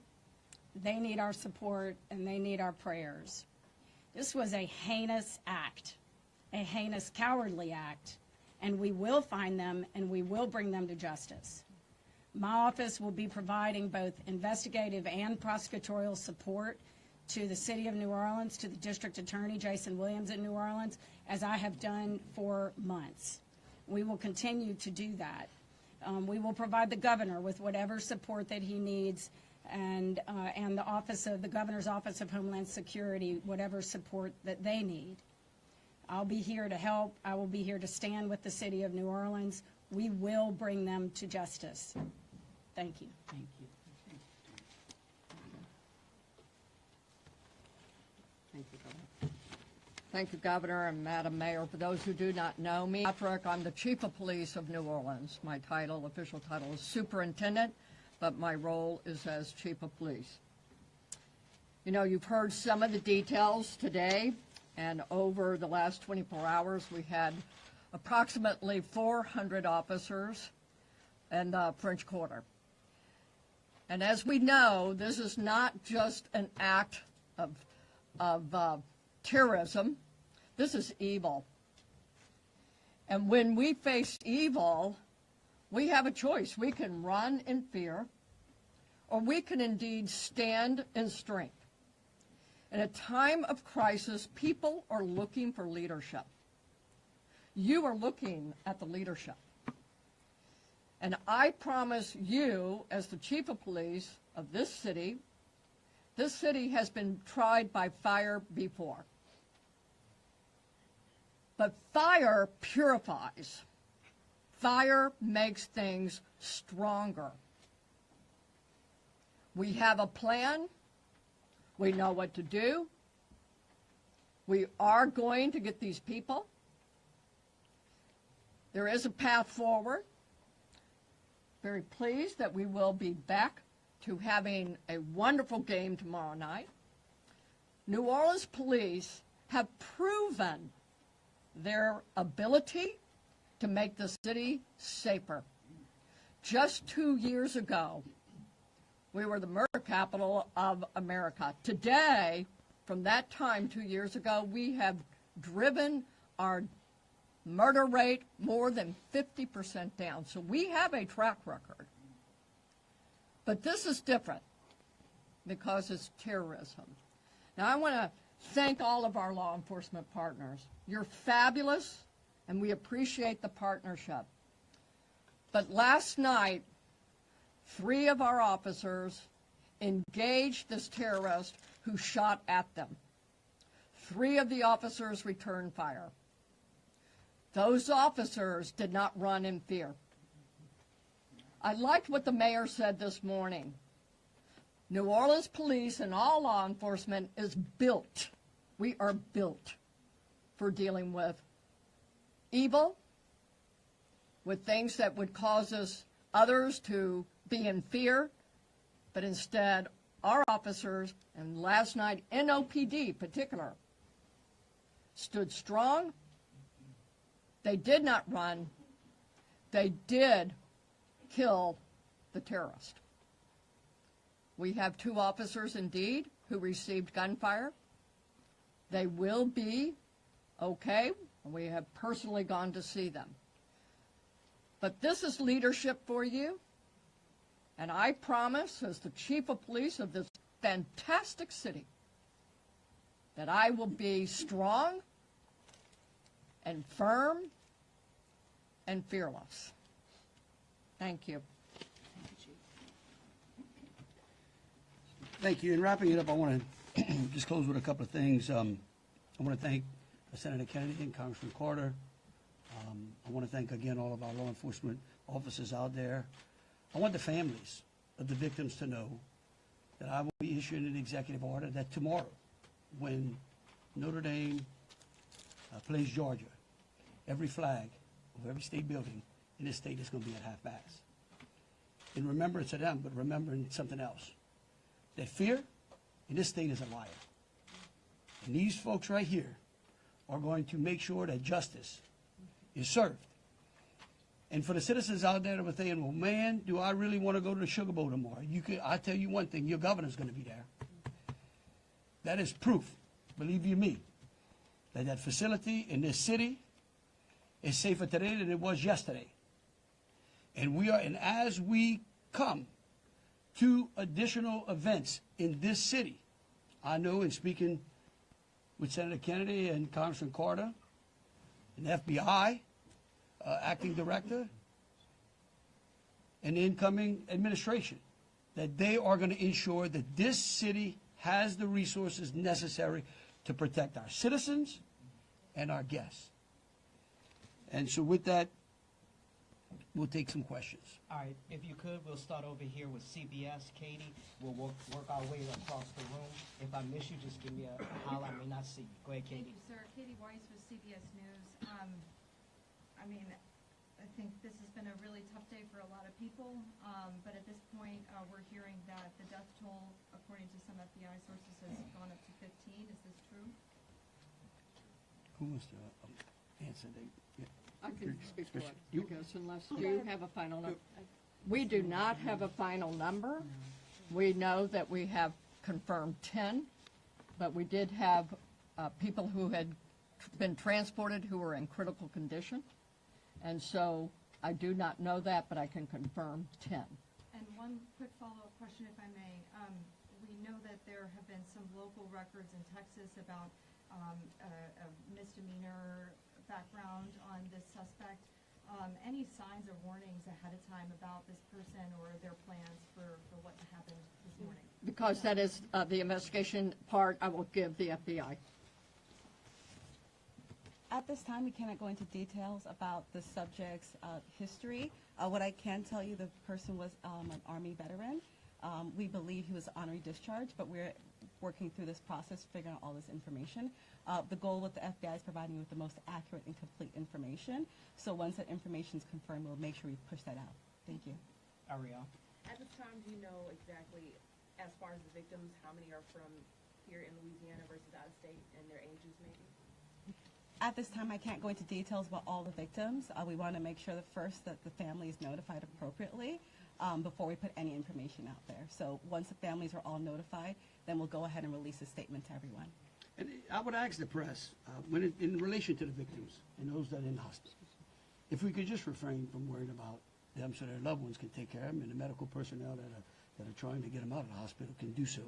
And as information becomes available, we want to respect the privacy of those who are still either fighting for their lives or being cared for. Thank you. A follow-up, if I may. Go ahead. You guys mentioned accomplices. You don't think that the suspect acted alone. About how many more suspects are you guys looking into at this point? It's a range of suspects. Right now with the FBI, we do not want to rule anything out. So that's why we're asking if anyone has had any interaction with the deceased subject Jabbar in the last 72 hours, provide us with this information. You can provide us that information through 1-800-CALL-FBI or our digital tips line, which is available on our social media website, as well as the big FBI website. Can I say something like that? Tell me who you're with. WDSU. WDSU. Okay, and CBS. NBC's over here on the right. Oh, that's an unusual position. I don't get it. You wouldn't. Look, the FBI is not going to be able to answer those questions, okay? They will eventually, I promise you, okay? Once the FBI has a chance to investigate all this, along working with state police, working with Homeland Security, working with the city of New Orleans, they're going to tell you what happened. I can promise you that, or I'm going to raise fresh hell. But right now, they're in the process of trying to catch the other bad guys. And I want to give them the benefit of the doubt for a while. 26. Yeah, I had a question about the victims. I know that there was obviously gunfire exchange, so I guess how many victims were shot, and then how many were injured? Look, again, let me reiterate both Special Agent Duncan and Senator Kennedy. There's a lot of, I get that y'all want to know minute details. What we don't want to do is impede this investigation or spend any time talking about things that don't get us closer to hunting these folks down and securing the city. And so at a particular point in time, we will release as much information as we can. But at this time, in relation to the investigation, I would ask y'all to refrain from those. So, ladies and gentlemen, if we're going to just have more of the same as the governor just said, we're going to provide that information, but we're going to wrap the press conference now. Hold on a second. Hold on. Let me finish. You weren't listening. If all of the questions are more of the same, what the governor just said in position, we won't be doing that to provide that information. And if you have a quick different question, then let's do that quickly and move on. Okay? My question. Hold on, Senator. It's in an orderly fashion. You say there are multiple. Ma'am. Hold on, sir. Hold on. Then who was next? We had over here. Hi, Rachel Wolf from the Wall Street Journal. You said you are confident there are multiple suspects involved. What makes you confident in that? Well, like, why would we tell you that? Again, that's, I mean, look, again, we want to answer pertinent questions. But anything that would lead to impeding or endangering this investigation is not going to be said, okay? And we will, as information unfolds, this is a very fluid process. And remember something, too. We're doing two things. We're hunting some bad people down, and we're securing the city, too. We're getting ready for a Sugar Bowl tomorrow.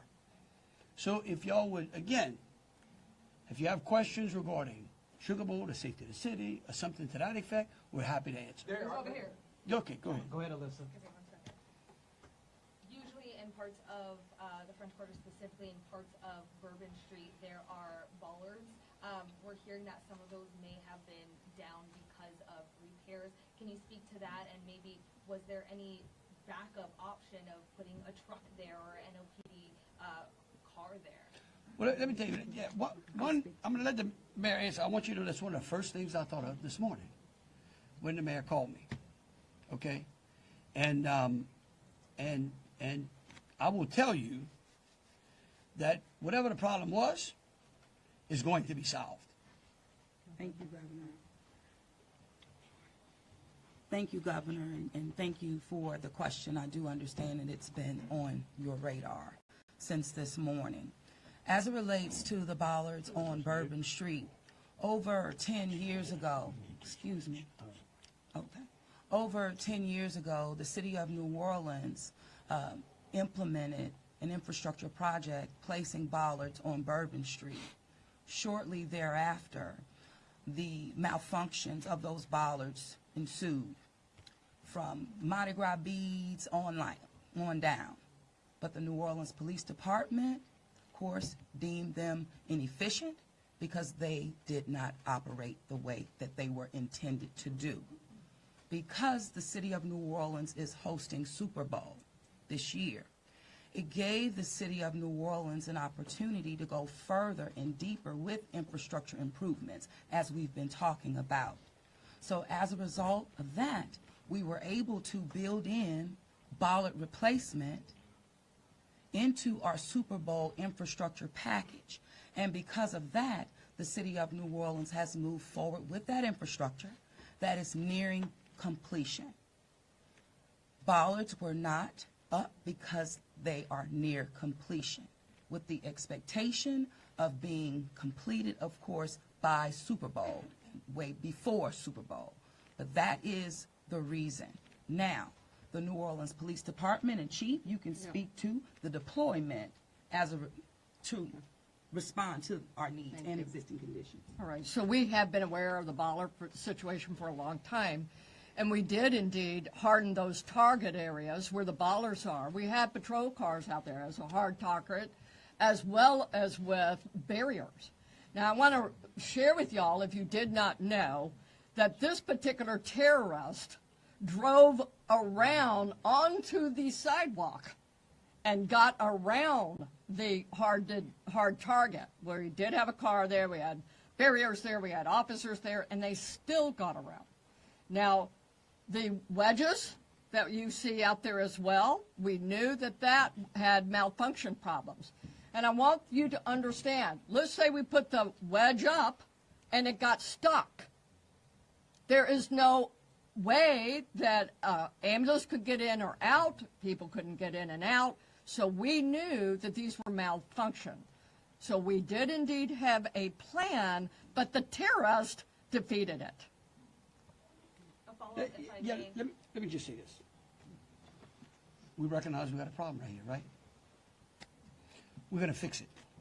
It is going to be a top priority as we go into the Super Bowl in Mardi Gras. And the solution that we're going to come up with is going to be a permanent one to the standard operating procedure of having major events and securing that quarter. A follow-up, if I may. Obviously, Sugar Bowl postponed till tomorrow, but I'm sure after that game, a lot of people are going to want to celebrate. Are there plans to keep Bourbon Street closed? What does that look like? So right now, Bourbon Street is an active crime scene. And the FBI is in charge of it. When they clear it, and it does not become an active crime scene anymore, we're going to open it up. Olivia Snell with Fox 8. Can we ask about this military police presence that you want to call it? Is this a private security like Blackwater? Also, would that be a first that a private security firm is mobilized to supplement local and state law enforcement? No. We're not. This is our National Guard. These are our citizens that we bring it in. It's a military police company that we recognize we need some more resources. We need some more boots on the ground because, again, what we're doing now is twofold. We've got an active investigation and we've got enhanced security. Before this event, we were just enhancing and working on security. So we brought some additional resources. Jesse Kirsch with NBC News. Thank you for holding the press briefing. I just want to clarify something first. We were just talking about bollards that are being repaired. Talk about a lift gate that are replaced and then a lift gate that's not been working. Was there a vehicle in place of that lift gate last night? Were there things in place of those bollards which are being repaired? Sure, the chief spoke to the plan in place, and that is yes. That was indeed. So anything that is currently in the midst of being repaired had a backup replacement? It had vehicles and officers were there where all of those ballasts have been. We had that. We knew. So we did have it. And like I said, in this particular case, terrorists just went all the way around up onto the sidewalk. And for the lift gate, what about for the lift gate? Was there a vehicle like backing in and out to block that lift gate area, or was that just down and open? That's what we've heard from witnesses. Captain, the reason I'm calling the captain, he's the captain over that district, and that is a question I'm going to let him address for you. Good evening, everybody. I'm Captain LeJean Roberts of the 8th District. Yes, we did have a vehicle strategically placed right in front of the wedge, preventing access onto the roadway. And in terms of the framework of security that was already in place on Bourbon Street, I know this is an ongoing project of improvement, but with how that was all aligned, was someone getting up on a sidewalk considered impossible or nearly impossible, or was this not something you expected you would have to account for? Yes, of course, it wasn't something we expected to account for.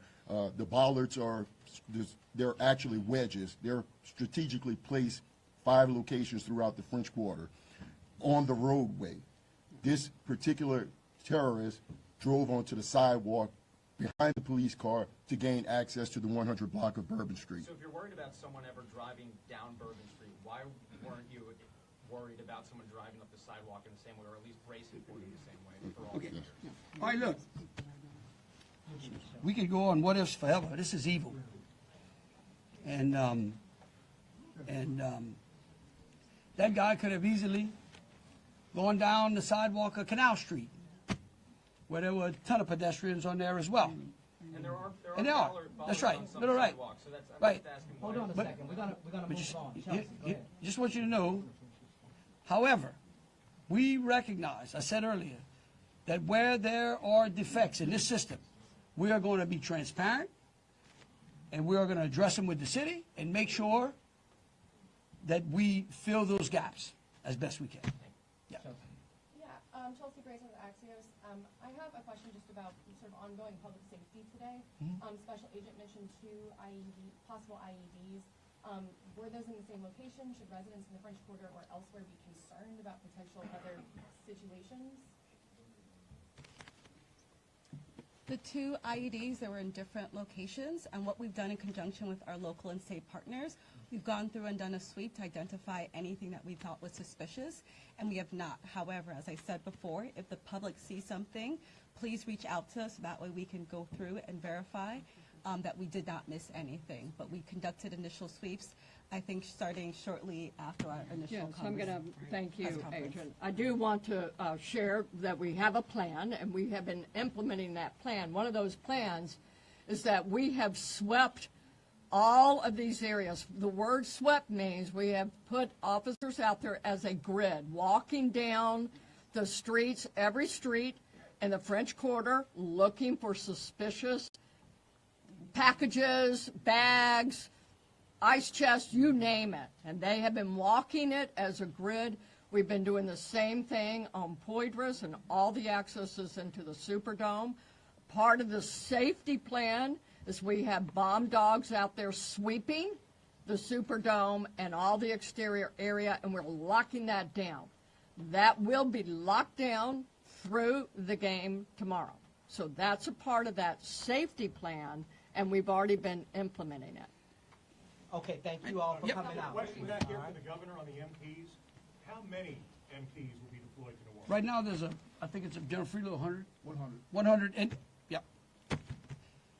All right, thank you all so much. Thank you. What gives you the confidence tomorrow night it'll be safe, right? I'm going to be there. Yes, but you're all saying you're making improvements, sir. What gives you the confidence? You're a bodyguard for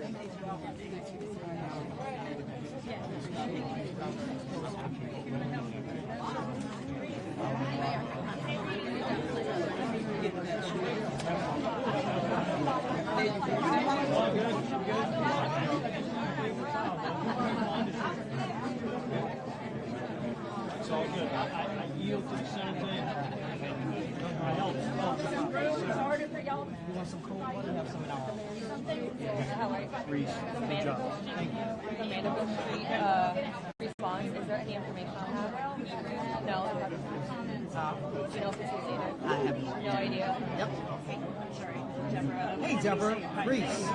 Yes. So you got and then we're interested in live and look around at 5:30. Is there a good way to get our